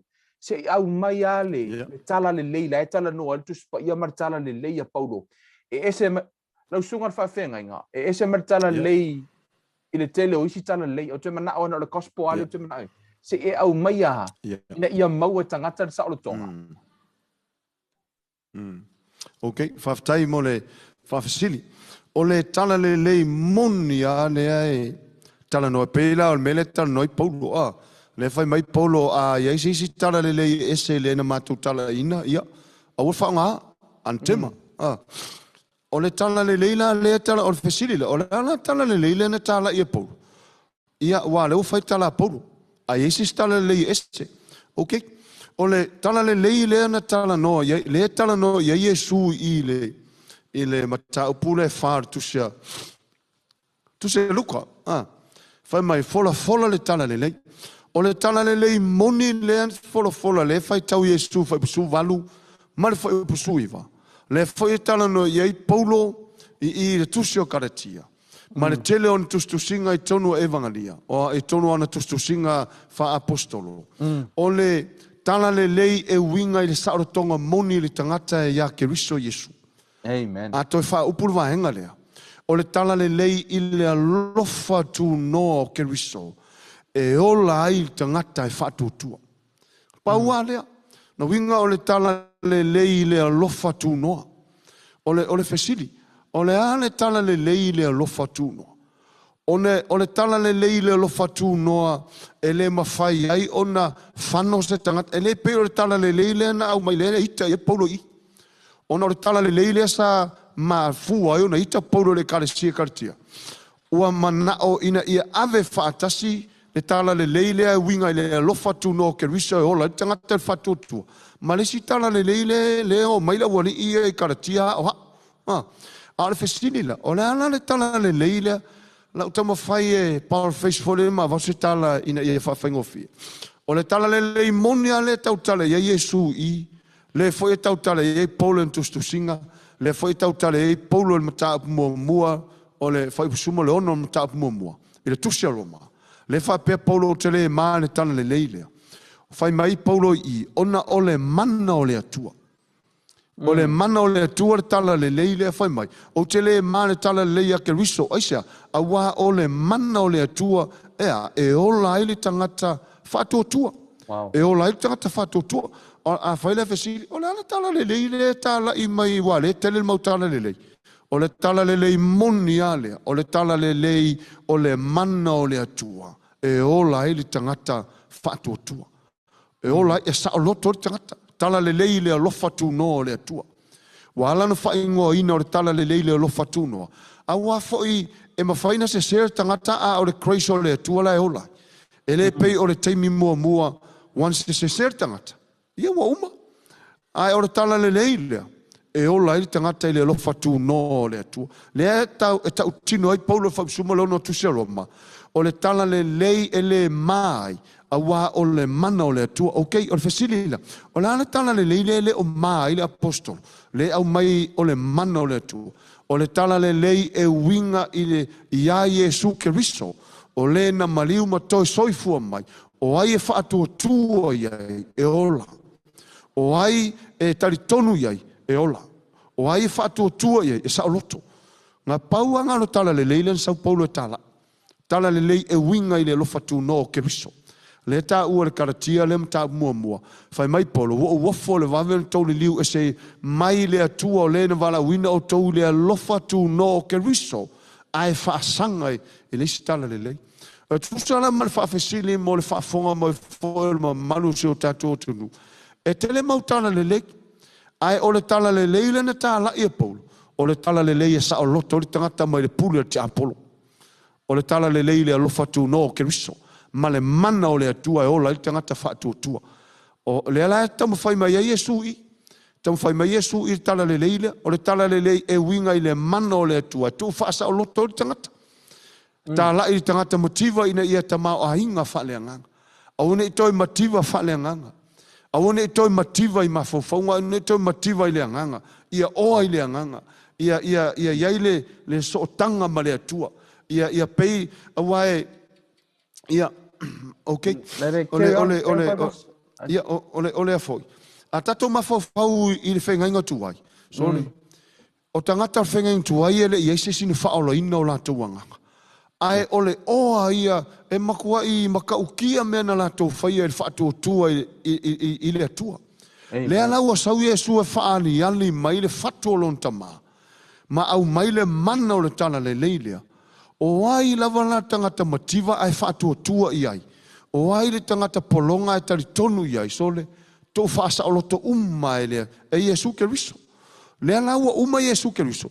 Ai whaawau e Paulo. E le ese ala se o mai ngai Paulo mai. O le mele tupu le taimil nei. Awa i lou tari tonunga. Ana whaapewa e yeili singa se ngase na wala au maritaya. O lau tala le na whai ai. A peilo tātou whaatotu o lea tua. O lea tua o lai ola. O lea tua o lai soifua. O lea tua o lai ngalue. Ai e fōlinga mai pese ia leo ngalue lea tua. O lai wha ngata le tangata le ngalue mai o lea tua. Ai a peilo tātou whaatotua e pei o le whaatotua o e wata ua tuspa ia i le e peo sumatas. E to tusa ngalue mai o lea tua le taimine i o tātou. Mare ngalue mai o lea tua le taimila. A whai na ona sa whai au na manu a whai atui. Sa whai au o Elisaia whatua na manu. Ia alua kofu i ole. Ko whaafiku. Ia a whai au ole e peo tai o tose lau. Mai se leo nganga e alua ngā na ona e ngā o singa upua. Wa whai o le alan mea la atau fia ngā lue o le atua. Pe a whai o le kua i ngā levo le iai le whaatua tu o tātou. A wa o le mele tupu. E pei ale atua terminei peise CT case fodele. Pei nao se wha fodele nao wha atuma i lumatala no i eitangata. Pe pese i eitangata. Whai ei whai upo tangata. Tatalo i eitangata. Aele o iese moni o le atua le na i to tonu o le tangata. Mele e leina tele le tangata polonga ma le saoloto. Ele o moni le atua le au le alma fuanga. Ona e lak le wha tua. Ele o tali tonu tangata. E le atua mai le vavau e le liu. Le ho mal temin. A faisanga lue sa loto o tangata mai sa vavali pipili pula tawaso. E ho mal temin e tupua merna. Fa fonga vole tala Iesu le ta o Ioane evangeli. Fai mai. O mea ia o te whaia. E tau te whaia fo. Wa le la uaru tama ai awina mai le nganga pa ia le ta ua i le. Fai pure su valu lena i fa unga lunga Iesu. Le nganga pa ia na le fai tala Iesu le la alu ai awina mai i lona ingoa. O ia le fai mai. O mea la tau te o mea ia o te whaia. Tau te whaia fo. Mai tau te whaia fo i ngā luenga e sili i mea ia na o whai. Lona winga la. Wa whaatanga Iesu tātou. E whai isi mea sili atu mea na ia whaia. A wao lea la iai le o le atato fatas. Ai ala ona polonga tangata. Ona limite lo la tau taritonunga. E le o moni le atua le ia lato. Ai ao ina taritonu whaatua tua o le atua o le na soifua, lo o soifua, o la e ho o mali teimine lainga lue. So, e koe whai ako makaukia. O mena wha maa losia te lo teimi maaftanga male a inga whai o le atua nei teimi o au nai. Whai atu. O mea ia tau te wā ai ai. E ai mea tau te le wā ai ai. Rono winga al whamatalanga. A whai sa tu lai pipili. E ta tau fōni pupula ta waso. A whai sa malo lol mai te moni. E tau fōni sa o loto tangata lale polonga ai. isi mau mea. O le winga o whamatalanga. Ngā pāua leo tala le leia te taunu wha wau te mine. E leo se tala le leia o mai marangi i ei pese. E leo se tala le leia, e leo whai atu le leo winga o whamatala. Wha peo wha leango aina vi inga me wha pena. Ai, e mwhai ona vivi i ei tangata. Ma tau le tala le leia, sorry. Ai pe le work le tala le leia le loto tangata. Ona iai lava le mafuanga, pe la le mele te tau sau no mai. Mo meo system. Mo system. System e tau fia te le tangata wha pea mai. Ke lelo fia waku ngar ko mafukanga se fa malongo a uia makua ukari konga fa malongo. Fa lavelanga o le ia inga ma ko fa pea. Ma tau ma ua mai le mafuanga o le tau fia tanga. O ngā ngofo e ale o le system o le religion le. A e ngofo e marpolonga le. Lau ele la ngona e ioe wha malonga e tali tonu le tua. A ta ofi lo system. Ai ma nei e ia o le sau e Iesu. O le tala le leile le isau se system, le isau se religion. Nga sau le kingdom. O le kingdom la. Ke whakol makau kia o mele ye koko. A kako mawhau le mativa i tangata i. E maua uma kongo le kingdom. Maua uma kongo le malo. Mea ngā le whai mai Iesu. Se o mea ngā le su e ngu esi. Mea ngā le koke popole ngu esi la le usu e wawe au ma ia au mea umanga. Whai mai Iesu. Mo isa ili malo. O le fesiri aisea. Ala mea la mo isa ili malo. Ai le sa ili mea yo le fia manga o mise suka mea. So langa o mea umai tonu le malo. Prosperity e le malo. Tama inga le malo. O saotonga le malo. O ofo le malo. O mea aia le malo. So once kau ke maua le malo. Kau ke maua le mele. O le mafuanga le polongo tangata. Ai o le whamatalanga le whewhi nei lau sunga pasta. Mai se o mori mau mai mo mai se o tato tunu pero samo. So ngā paua le o tala le leia taun tato whamaro sia te mine. O le tala le leia sa o loto tangata. O le tala le sa o loto tangata. O le suafo Iesu Keriso nasa. O le tau le na mariuma to soi fua manu malo mai. O ia na sa o loto tangata polonga. O ia na sa o loto. Le tala noi paulo tu se roma. A ngā luenga e lusu rono fai pusuwa. Fai mai paulo. O le tala leo tala lento la ungai polo mai. O le mele na wina mai ia. E faa popula i o tau aso. Faa popula mata o tau aso. Ma ave ese mai o le pouriuri. Ma le liu mai o i lalo i le pule satani. Ia le liu i le atua. Mau ai le tangata na le mea lofa mar family anga le. O le faa mangalo ina o ngasal. O na wingala. E le isi tala le leo le ave poulu. O le tala le leia le tasinga fai tau e Iesu i le mātai o le luka le fa. Tala le leia le fa wau e paulo. O le ale tala le lei. O le mana o le suafo Iesu e saoloto i tangata. O le tala le lei le alofa tu noa. E ola le tangata e fa ato tua iai. Pe o la una tau fiso soni atu. I le tala le lei moni, awa e moni lau staunoanga. So le e ango i mau tala le lei. A o longa e sesenga. So le polonga i tangata i mau tala le lei. A ngā pawale o le tala le lei sa o lo tangata. Nā o tala le lei e winga i le alo o le atu. O le mana ia lau le vaenga lea. A whai e le ono o le utara noi le itu fo i lera. Ono le tuspa ia o ngā tutonu umar tustusinga ia Iesu. Ia. E tele la nisi o te me tala noa. E pe e fōringa o ngā tutonu le tustusinga ia Iesu. Ai le o ngā tutonu ele tala noa to tele i le upu le atua. I le tele o me pe e le senta Iesu ona i le tuspa ia. A esu ea le atua e whai mai e le anga le atua. You can prove from the scripture. E ma whaina esu ea mau o tuspa ia ke whai mai e wawa i le anga le atua. A whai mai fo e whasio tangata le atua. Ke su ea flu por tuspa ia na whawinga la i e whapena. O le tele lau taimi. E pe e mana ia i ona e le tangata na te le tata si me e te au. E la tu te o mai le tūlanga leo le tūla fono. O le situ sa o aia. O le tūla fono maritala le lei ona o le tasi leo vaenga. O lea lava e tau te vai tangata i le teimi le nei.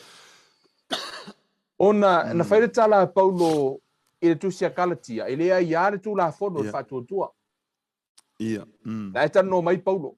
I le tūlanga le nei. Ai le teimi le nei. O leo te mana o se if so swani mai ai me se foi.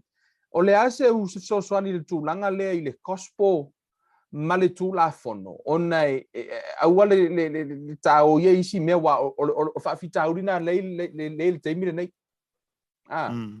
o le tau mawhai e su'e lau ami o tonu inuma o le atua through the law.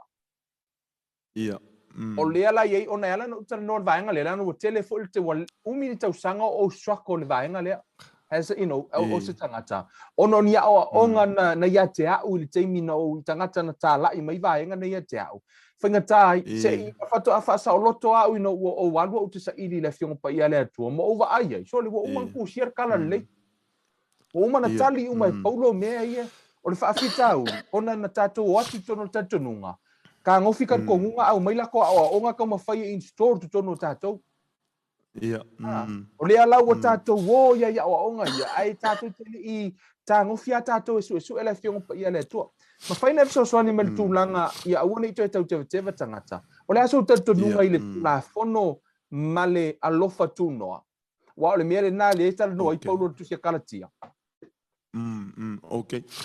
O le vaenga whaingo fia lava e mwhaiona ta watu e se langona mai tono le whionga pa ia le atua. Ia, o whaitau tusi uma fo ia tangata, tofu whaia tangata malatou interpretation o le whionga le atua. Ai, o le tūla fono ma le alofa tūnoa. E iei lava lo uia langona mai lea o onga le whionga pa ia le atua, sa o le lei lava. E iei le se senga, te lei o le se senga o le alofa tūnoa ma le tūla fono. O le grace ma le loa. O lona e senga tele. O le loa e le mawhaina sa o se tangata. E le mawhaina sa o se tangata le loa. O le winga o whamtalanga e le sa o se tangata. Wan se soli lo tangata le loa. Whatau nuu loa le consequences o le solinga o le whasalanga o le melea. A o le lofa tu no le grace o le atua. E le aila. E le ai.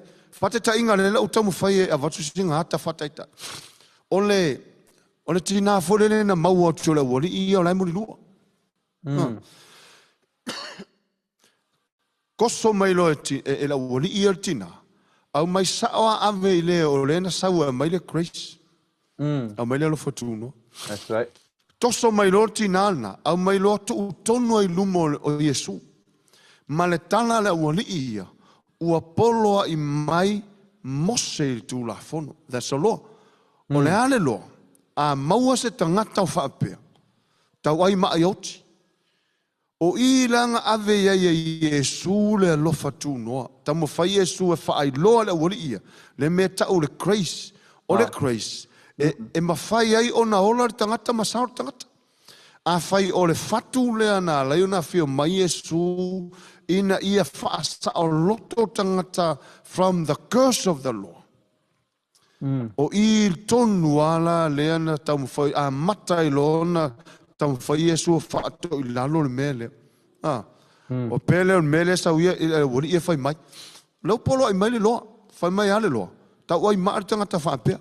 Ai tango lo Iesu ave le tala lea. Whai mai Iesu, ai se tasi o tō leisa nanga sala. Whatau nu ulola tō loa. Tongi lola se maa altinale. Kusa o ingalenga kango sa o Iesu I le meo le mana o Iesu ia ola I tangata. Ia ola tangata mai to tonu. Ia sa o loto tangata a mata mai to tonu. E leo le vaai atu I fafo pe fōringa sa o loto. Pe fōringa mai sa o loto ma lato me lai fai.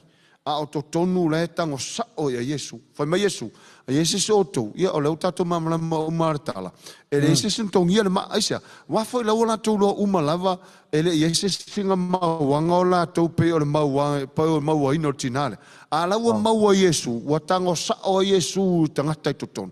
E mana o Iesu. Faasa o loto mai la tau. O le alofa tu noala. E faaola. A o le loa. E fasioti. O le ese senga tonu ala na. Le foi o mai telo ni stusu singa fai mai e a le tusse fasioti a le nganga e faaola. O tusa la mal fa fesili o le ale se senga o le lofutu noa ma le loa. Ia lo tatu mamlam. I le si vaenga lea, I le si viu lea o tu ai e fasioti le loa a e faaola le lofutu noa. Pe o la una sosone tu vaenga mo le si viu a wa atonu fa pe mai tangata ia e foi ese foi le viuinga o le mele tala no mai le tusia karatia le ile tula fono e fa pe mai o tai tama ese foi la le viuinga na ai o le alofa tu no ma le loa ke le o longa se senga o la longa se senga o le nganga i o le grace i o la tangata o le nganga le sau i le loa fa tau nu le loa fa se o tangata fa se o tangata e soria le loa fa sala tangata e soria le loa ia pe o sauna tau sosoniatu o lesi tu ya like I always feel condemned when it comes to the law. O te lo taimi fo ile ya te o te lo mo fo ya te ola ona le tu ma te ona le tua. E le taimi o te la unga to ile upo le tua. To te le tangata e fa sanga tau mai. E o te la ngona fa masino. Il tu langa fo ile ma na ia ma fa so ma sta o ona le tua na ia fa so ma ia. Fa pe mai lana tala ia te. Fo mai. Ta sia le me na la ina lu paulo fa si o tire kalesia. Na lo fa si o tire kalesia ma lo sa wale kalesia ina ia fa malie le tu la fono le la fa mauni la so ngana fa fine ta leta kios o tu la fono ia i fa si o ai o le taimia na feilo ai paulo male lo fa tu no mai eso o ia le nga le ku sia le grace le nga le ta tu tala no le lo fa tu no le ina o tofo paulo le ese senga le lo fa tu no o paulo fo ile ona tala ia le ta no le taimile nei lona le te leo lana o onga ile grace ai o le vaenga le e ma faina so so ni mel tu langa le se ko e so i mai ale lua le le tu e tau se ke risi ano na fa malo sia ina na savalinga ai mese ale tuli le o le ola e fa va fei tu e te tau na ave ia i lau emphasize le tu langa lo savalinga fa lenga fa tai mo fa si la so pas i la uia va ai la fionga pa ia le atua ma le o mai paulo ile lo fatu no ma le tu la fono ia ia uia ma la va ai upo le atua wa tatau matala fe ngai so se ke usano fatu tua ona fa malo sia ia ile lo fatu no ona fa malo sia ia ile lo fatu no ta tia le lo ele fa pe o fatu ne ta tia fa pe o longa wingo fa le nga le ai ia le lo ia o la ia nga io e pa ia tu la fono e la fo ia o onga la wo ia mautus tu sia la u fa maunia e le lei e sa o ia nga e le fa ai e le ma faina o fa tasi le lo ma le grace e le ma faina o fa tas ai a fai i la u o fa malo singa la tangata ke usano fa totua i le lofa tu no Keriso e pei o le tala paulo le fai o le fai upo e ono tuso karatia mua o le vavena li liu o karatia mai le na vala awina i lato i le vala awina i le lofa tu no Keriso na winga o tangata karatia tau na oti uma ai na vala au e le atua ia i le lofa tu no Keriso o le mana onga ia ola i lato ia ola so o la ula sosoan ta tau tangata fatu tu fa marusia la tu le lo fatu no fa marusia la tu le lo fatu no Keriso se basta sosoani me tu langa le fa fela mato ye se lo tu mato le mato te lo tu ai e ma ko ke entitled le lo fatu no se lau pasenge oi lua se lau pasenge lua se lau pasenge entitled le lo fatu no onga o le lo fatu no ele isa o le lo fatu no fa pea o le lo fatu no ngata le lotu lea ele o atu se si lotu ma se sta poinga le ai a fo le lo fatu no na sau ona o le malo le tua ele isa se religion o le grace o le tua sau mo lona malo mo tangata citizen o lona malo o le tu sala mal fa fesili o fea e anga va ai ni stangata so le lua se lau pasengela nga va ai o istangata tangata o ai lava le toinga tangata o le toinga tapo inga once malama le tala le leilea masaua i lalo le tala le leilea matali tonu i le ana le tala le lei ma le mana o le tala le leilea o ina tonu aianga va i le alofa tunole e le mfaina na va ia upe a fai o le oke i le mele le oke i le si kule fatanu ino le lo o ke le anga va o ai le mfainga o avelua e le mfainga wa pe ia o le la ulako le ke fia le crazy o le tu fa tasima le lo e le mfainga avelua langa foi ese la tonu unga Pe ona e sau noa o le loa ia condemn, always condemn le loa.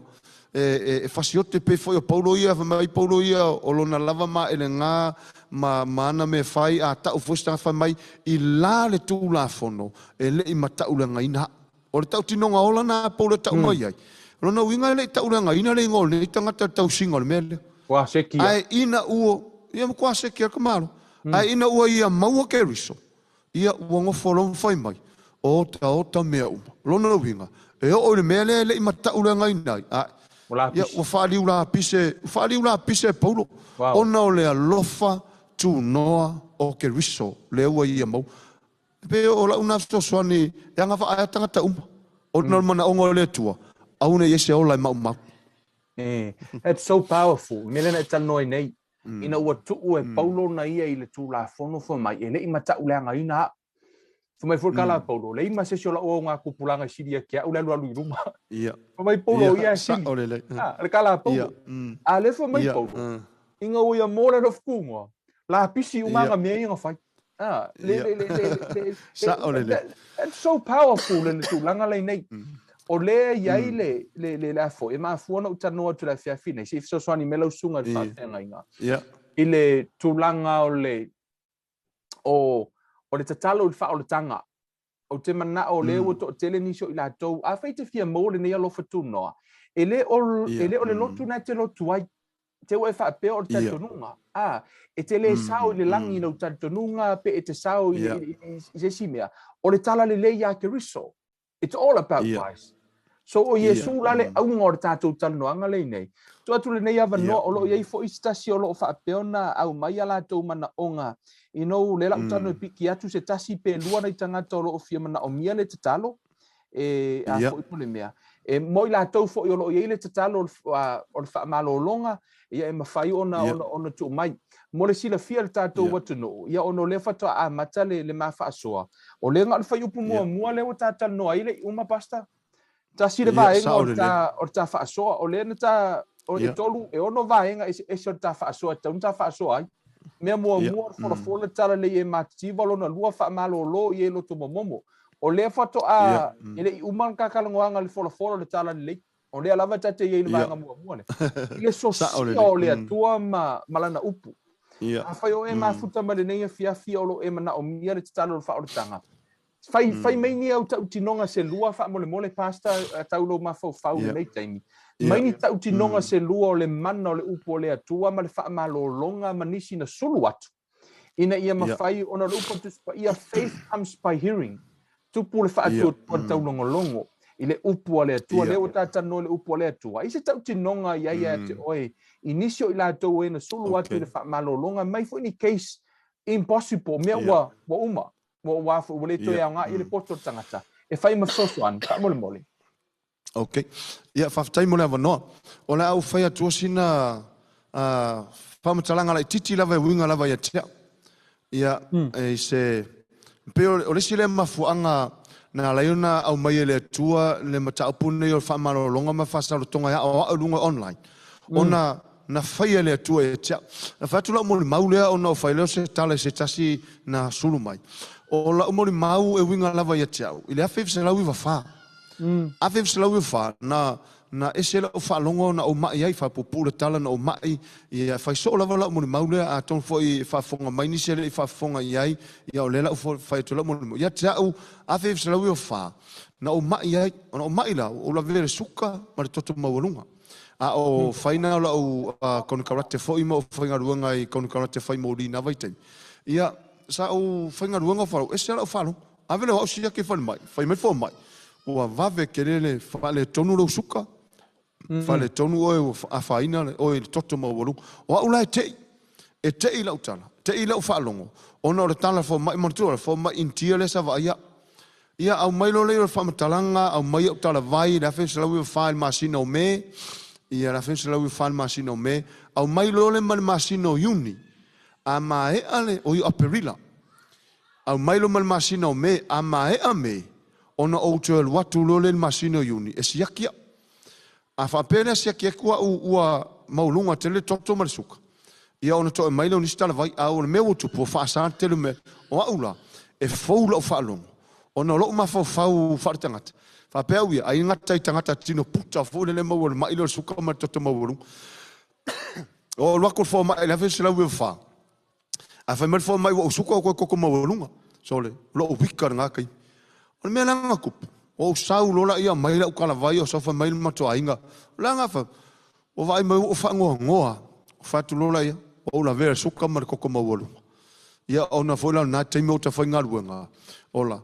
Tau tino atu le fa mo mo mai nga pa ia o le fanguingu le kokola a uina fanguingu ngai le aso e ongo fanguingu ke ngua le aso e kasi pe o kokola la po foi a wa lo ke fainga luanga le la fainga luanga manga o mire vai e ingua le kokola inga u la vea lola fa mal fo mai u toto maulung o le fa sola le fa finne ma sina le operilla o mai lo ma sina o me te lo mena na faile masina atome sa ona pongi mo te talo o mena tu o te le I fata wina tala vaile o ka se ke le pepa kala vainga mai foma te le me ayu fasa fai mai foma se ka kiwa lo le mena o o sa roki ya il pepa fa ku to lua ele ai lava sisi me ta te o ye o le ata o fa malo longa le tu o le ata no longa le tu o le a fai fa malo masina atome o le masina le na ma ana popongi ai ma mata talo le atua molo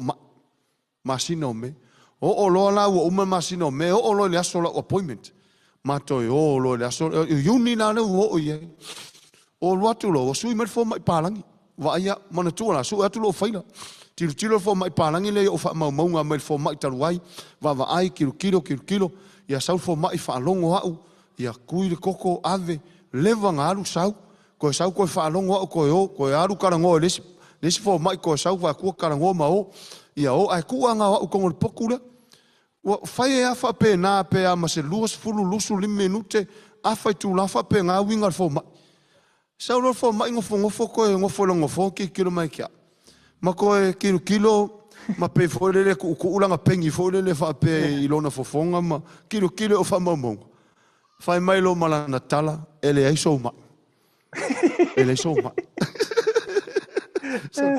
ke lo al mena tu pasta ia ma ko fo fal mai ko wai fo le a war savali le alu ko kongwa le la kora war savali ka ulu mala war ke lo nga o fa fo mala o patient per pai pa ki o lo I maka ma ko io kangia wo lo o le pisil fo mai le ka su e po le mene kup wa ka wa ngare ka ko ngor fo mai nga va ia mo o mai wa lu va ai si fo mai sa fa mai o karango o mai ia ko fa longo ko le kokolenga ave su e ko kula a ko a mai ai fai una o to sa fa ila fo mai ele ai so mai ke lo nga o fa fo mal out patient ko fa ku o kangi o kango malingi o lo mak o inga pastanga makua io e ai le atua le ka ke au nga ai e o mai le aso ngai ele o ko suia lo ko ngunga fa malo lo le atua ka ele o ko suia e o mai le aso ngai makua paling lo koko malo usuka wale lo mo nga sa o mo ia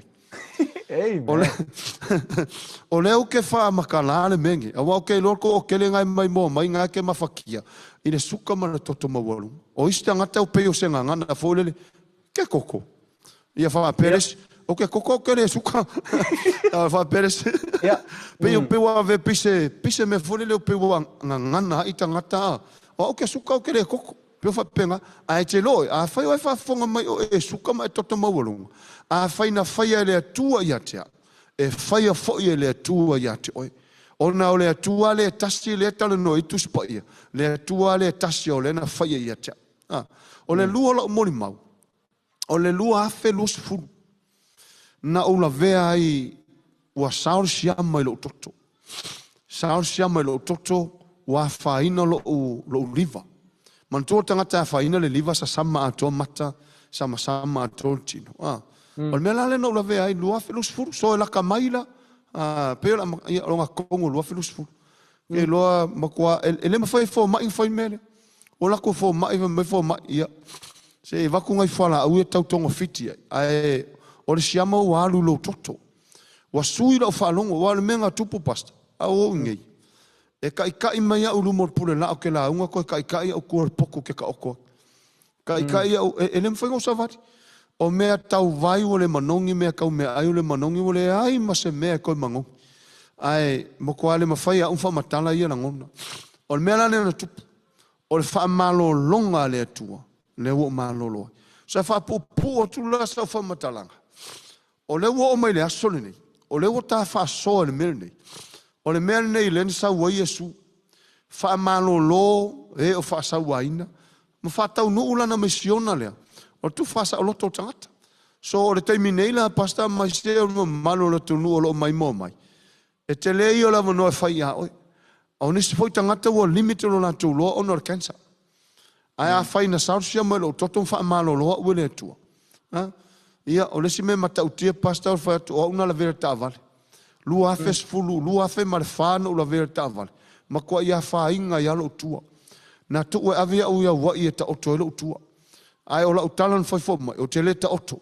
Fa malo lo o le tua. Mai le lua afe marfa. Nga makua o ko ri kava se lau pasenge lua afe suono. Pawale la utalan na fai lo tua. Tua wa malolo. Tua wa malolo. O pe o leo ke kaukala ia ile marsi anga o mea le wo tari tonu au ia ia male upo le tua. Fak tua wa malolo. Wa men tupulo tua. Wa stretch le wa malo si fore. Wa ke le la lava no. So wa ko kiki a mok. O le tala na foma. Ave ia wa ita oto ai. O fa ia o ke le ia. Fa malolo u ele tu. So leo o ta mafuta nei po. O le makwale i lopo pe ia ele ila vera ukua. Le lua afe ma le whanga ula vea le tavale.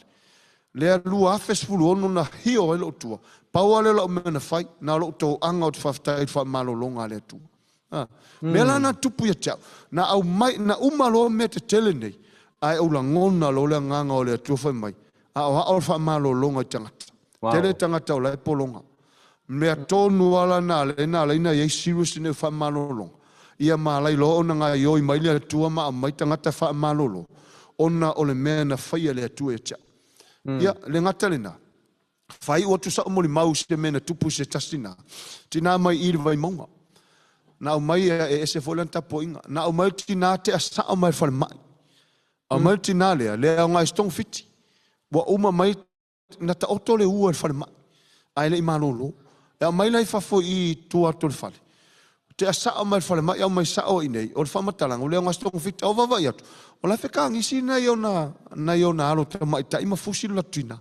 O le mfani nga yoi. O le mfani tina le nga yoi wa toya o le oti. Au mai lo la ile fa mai la usi mai malia pasta ma sio fa le tua. Ele mfai lo ma tua na nofo. Te masalo ma tua lo le ono sfumo tu tausa. Ia au mai lo le sa e mai au mai o le ma tu lo i mata o la fa na. Fe ta ngisi o na yo na uso mai tua o mai ia i vai monga ye. Au mai lo la i te loa. Na o tala noi le upo le atua. O le alau te laulo, o le langona mai tina tala i e fai. Nga umalo na o tala noi le upo le atua i tangata i e o mai si mai. O fai atu lo, ia, wa sa uni la fai lo fa manolo. O ta talo lo e tusa ma le upo le atua le na awa. Ke loa umano ta talo ai nofo i lunga tina le na, nofo i lunga tina le vivi.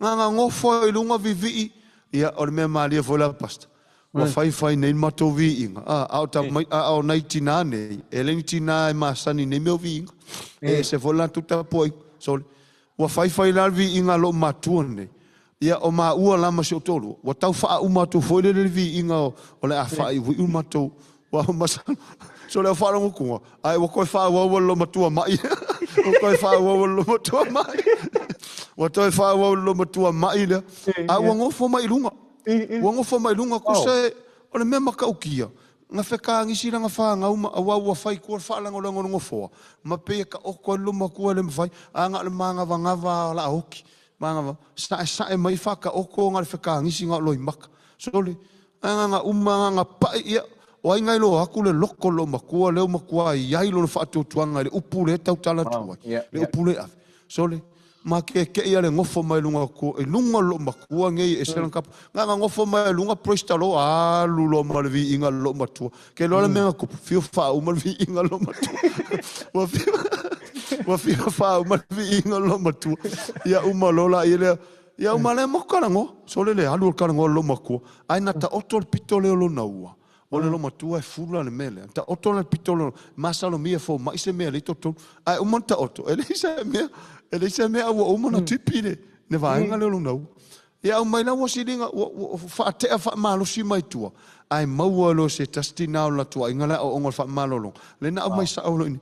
Te a sa o mal fala mai o mai ne. Te lola fai u foi mo matutali e. Wa uma nei na farivi inga matala no le masau tala no lo matu. Ta fala lo fale. Fa ta we fanu fing o ta voi o fangu se fangu vanga. Ia le fala uma ko kala ngo fangu vanga. Ai o so malo mako mai vai mai. A mawala singa kamangar kai min gei. Kosa o marka o ke ai fangu vanga lo malo mako. Kosa ole mea lang kupu. Nga o mai lo fangu vanga e fa. O nga fa tau mai fangu vanga e fa. Fangu fingo tala e fa. E tofu lo matu fangu vanga. Ai mai ia ngo folo mako mai ele fa so fa mai. A makanga ai nga ngeilesi ai kai aulesi ai lesi ai fai langa fa. Boy nga mai lo nga mai. So ole mo la utala fo lele. So le se poleale oti poleale mai ole a tunga mau. Fai mai ta vita salamo se laumo le tolu. O le na te faa ola ina mai lo wola ili tunga mau. O le faa fo wina lo taune le faa peolat. O le faa malo lo ina o mai atom. O le arko inga mai. E awhia umai kongo le mele na pese i ta vita. Le nga tik lea ta vita le tua inga atua lea. Fai mai o le faa manga lo ina tatua mio le anga umara. O le faa malo lo ina o tatou mai ato uma. Nga winga sos ko inga mai ya. Sos ko inga mai ya. A fai la o e whaafonga mai o larko inga mai. I o lo matua lea. E malo lo aile i lo le mai. A wanga pauni menga maa salo mia fai mai. O le fula i lo na ua. Ua ta otola. E le ise menga maua. Ia wha malo lo e le atua. O la utala e maa sana fai nei tangata mamai. A le anga lau taavale. E le ave ska muta. E ave ningsingia. A le anga lo paipa. E le fe aua ska muka e fe au palam. A le anga lo tatou. Mai lo tatou tino pe se vaengo. Ele avea i se simea. Ele avea foi se tastangata. E ese mai le na fai tatou. Ia, pe ola una faso. Ola, pasta, maka ukia re kele o mea mana o fai ale atua. O te le lo pena e sila mo se tangata e mai e o mai o te leo na talinga i lungo tau au. Ai sila mo se ngase fa pena sa wata linga pa ilungo tau. Ya. O inga ilo ele mata utia o le tua. Mata utia o le tua. Ma ko maka ukia o le tua. Ai langa pise e pele nga yo mai le tua. So le o le tangata. E masangi fai la ukana fa pe ke lo le au le langi male tua. Au le langi la ko fola ko di mama. O se ilo mapelo le au le langi ai fa mo tia lo mama. O le vang fia kau le langi fa la le limite kako. God is ready. He is ready any time, every time. But o fa fika o le tangata leila longe enga yoi mai ai tua. Ala fata ni mai tua. E peo o sa una sosonia tua fai foi tangata mama yo fa longo mai. Sa una fa so tu ni fia. Atonu o foi mare tama inga. Amen. A tonu le we fa longo mai sa mo fia lava se taka o e mafuta mai le ua tala nola o na le tua ma ua fa nga ina fo i le tua i le tulanga o le upu le fa malolonga ma le fa malolonga a fa o le te mafuta mai o ini mai lo tino e le o tala noa atu o le ka wa le ai o le o le we fa tu the faith is already here le wa ye le fa tu a wa ne MC lava noa tu mai lo lima to tele tatou le wa message mai talo fa malolonga o vaenga ia o te mana o lo sunga fa fenga ngai ta ua le talo o le mai suka o le toto mawalunga o le ngungu o le ulutinga o le kanesa mai umai o lo fa peo na sai tia o tatu tangata o le tasi na o vaenga lo sai tia o le si vaenga o te mana o e fa o le te mafuta mai e fa pea o ile lava lo fa tutua. That's the good news about the poor in spirit. Ele o se te leo so I loa le tusipa ia. Ai o lo fa atua ia Iesu Keriso ma le mana o lana whaamalolonga. A whai, po o le a fo le lotu te lotu ai. Hey, praise God, o leo e mafuta mai. Fa atua. A o le a whai le au na le atua le te talo le whaamalolonga le reia fiafi.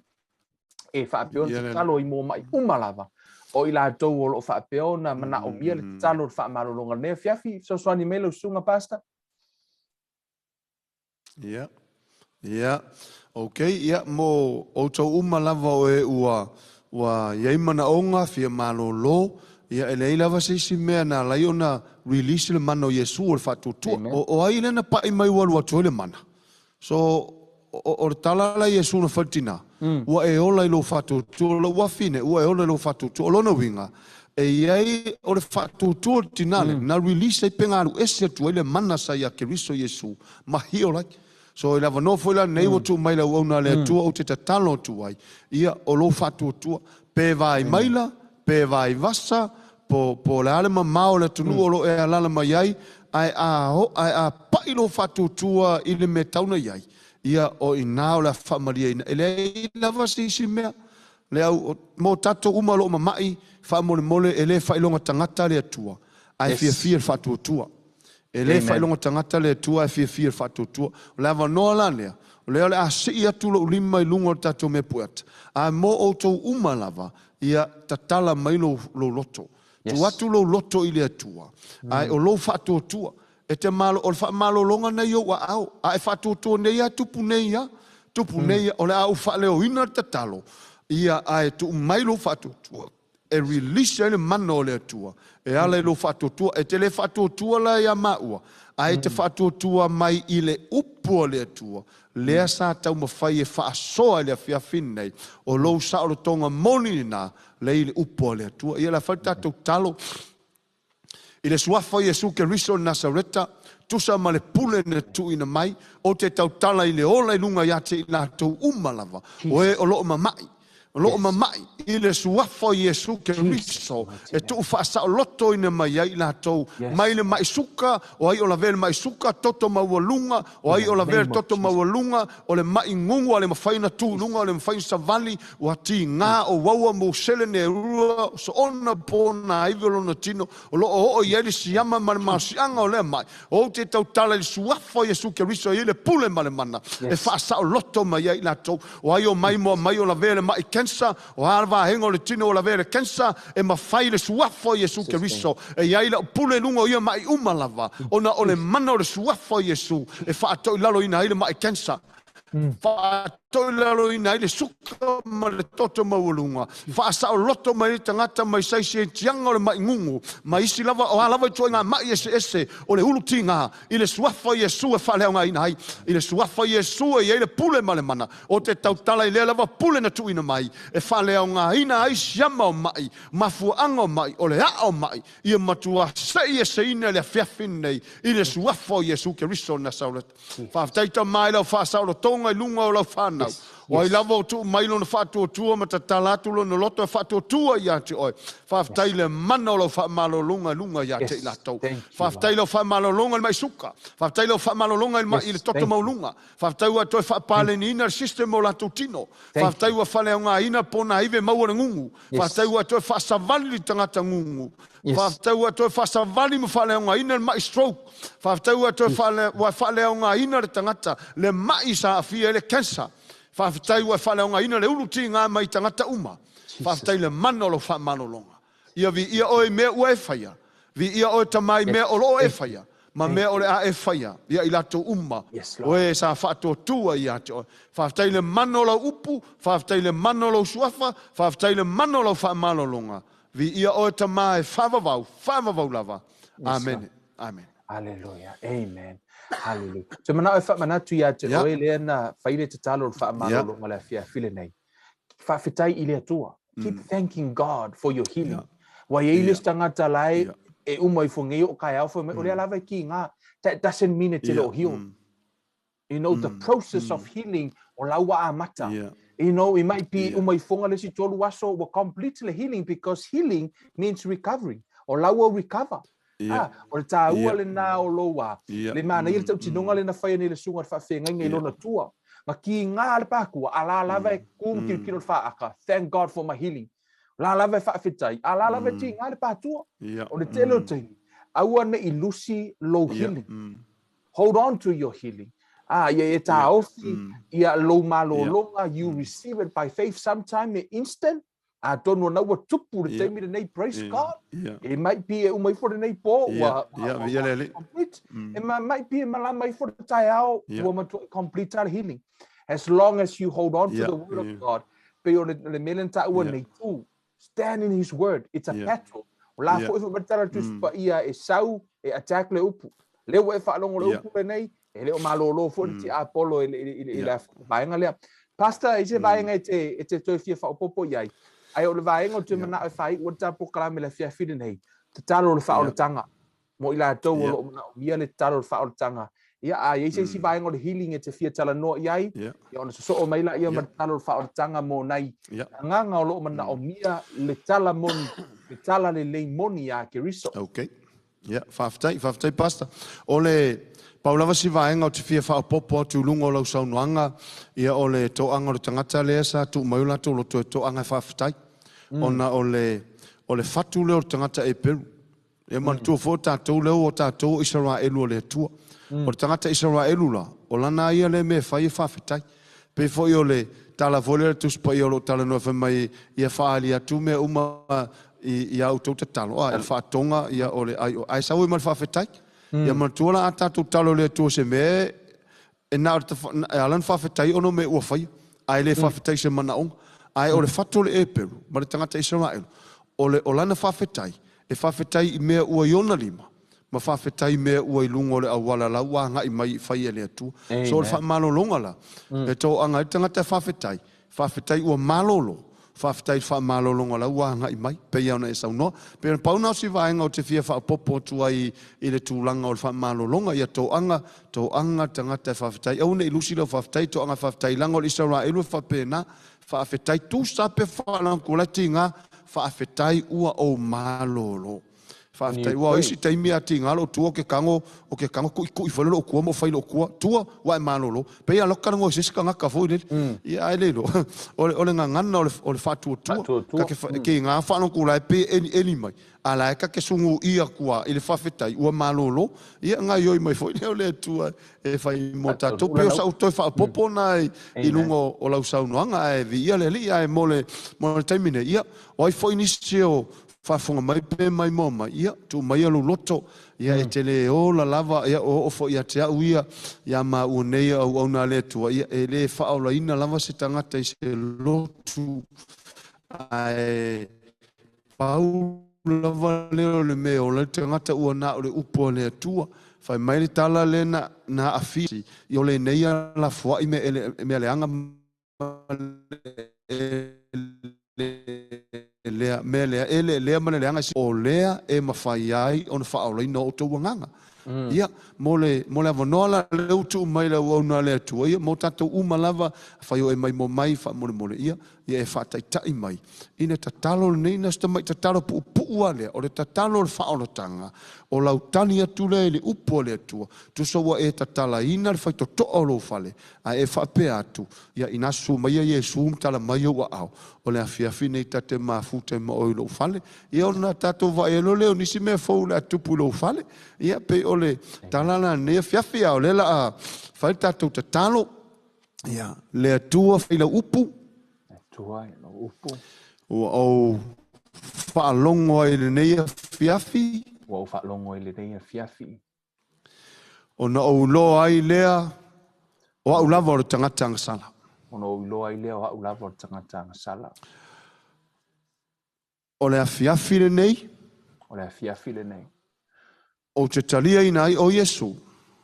O te talia ina ai o Iesu. E avea oe. E avea oe. Ma ua lii. Ma o whaola. Ma o whaola. Whaamangalo a uangasala. Whaamangalo a uangasala. Whaafetaita mai lau whaolatanga. Whaafetaita mai lau whaolatanga. Ua o lai lo uanganga. Ua o lai lo uanganga. Vi ia oe ona o Iesu. ia oe ono o Iesu. Amen. Amen. Amen. Hallelujah. Amen. Hallelujah. Vi Yeah. ia le atua. Yeah, vi ia le li. E whaia Praise ia the le Lord. talo o le whaolatanga ia ua whanaulo wanganga e a matan Yeah. savalinga whaaleanganga i le whanau mua. E le se me ke e au savali a e le i whanau. Ia na ua whanaulo wanganga le neia fiafi. O le ai ai fo ina se suinga fau. O le a mata mai tutonu o lo tangata. E ke loku ala po whenmea ngai ke loku ai. Lai, whawhanga. Ai o le mea tāua. Whaalongolongo i lungo a onga, ma tūlanga o loo whawhanga i lo wanganga. Ma whai ona e au maia le tūlanga o aso lo whaatiro i nai Bible study whamolmole pastor i lungo le akape page.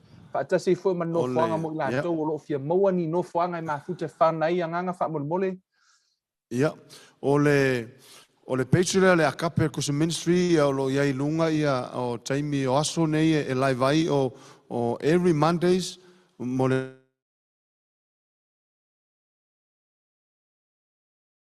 tausanga nei, ia ma absolutely, ia ma sosa le tai au ma le fiafi, ia ma songofua, le afoleono le fiafi, ia ma le asolulu, afoleono, ia o nei lava no fuali mfalau niu, ia fai lava live atu falau niu, ia e aliale tu lava ia falau niu, ia o nei la nei vai time lockdown, ia o le e ngai atua i nei tato pai postali nei no fuali, nei no fuali i ia ana. Ia o lea rua toa i lunga o tātou peitunga, Facebook peitunga, o le akape kusa minusi sa moa. Ia o asola ia lewa sui ni tausanga. O asonga fua, ia maso lulu.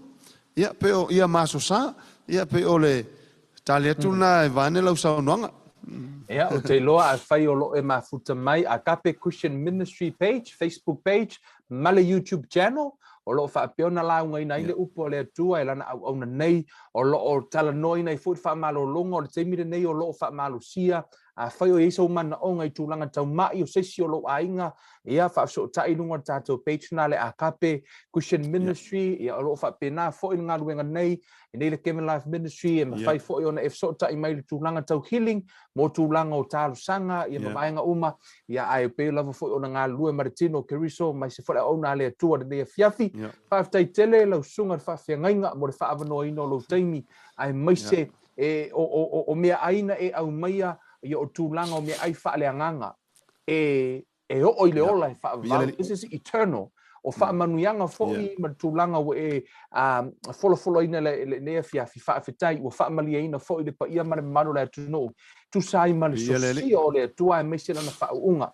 E ei fōi tatonunga ia fo i vi inga i le tua fa nga ino fo o lo soifua ai maise e lau talusanga i fia batu nei fia o fa fonga le tunu ia o lele o markam ka up ia ke avo mo lava ia aso lua ia mo le fa sile lau sunga ia tato felo i le so lua o verso fo ia to fa ia mo le sile fia le e woma pa nga le akape ko ministry ia o le wa fa il taimi nei le wa switch mai anga i le sole nei ona fatalo no ino matapu nei le la ko mai le pai postali masani le Iesu program i lunga le Facebook page la kape ko ministry i la songa fua ale la switch mai anga i tapo kalame le la solua ia mo umalama pa anga la kape ko ministry sa mo fa mau mai ia switch mai anga i ngai le Kevin Life Ministry ia le if mate fa so ai mala wona le tua fu le i lungo tatou wai ale la koma lungo tatou sei uma nei vai ngata ua nei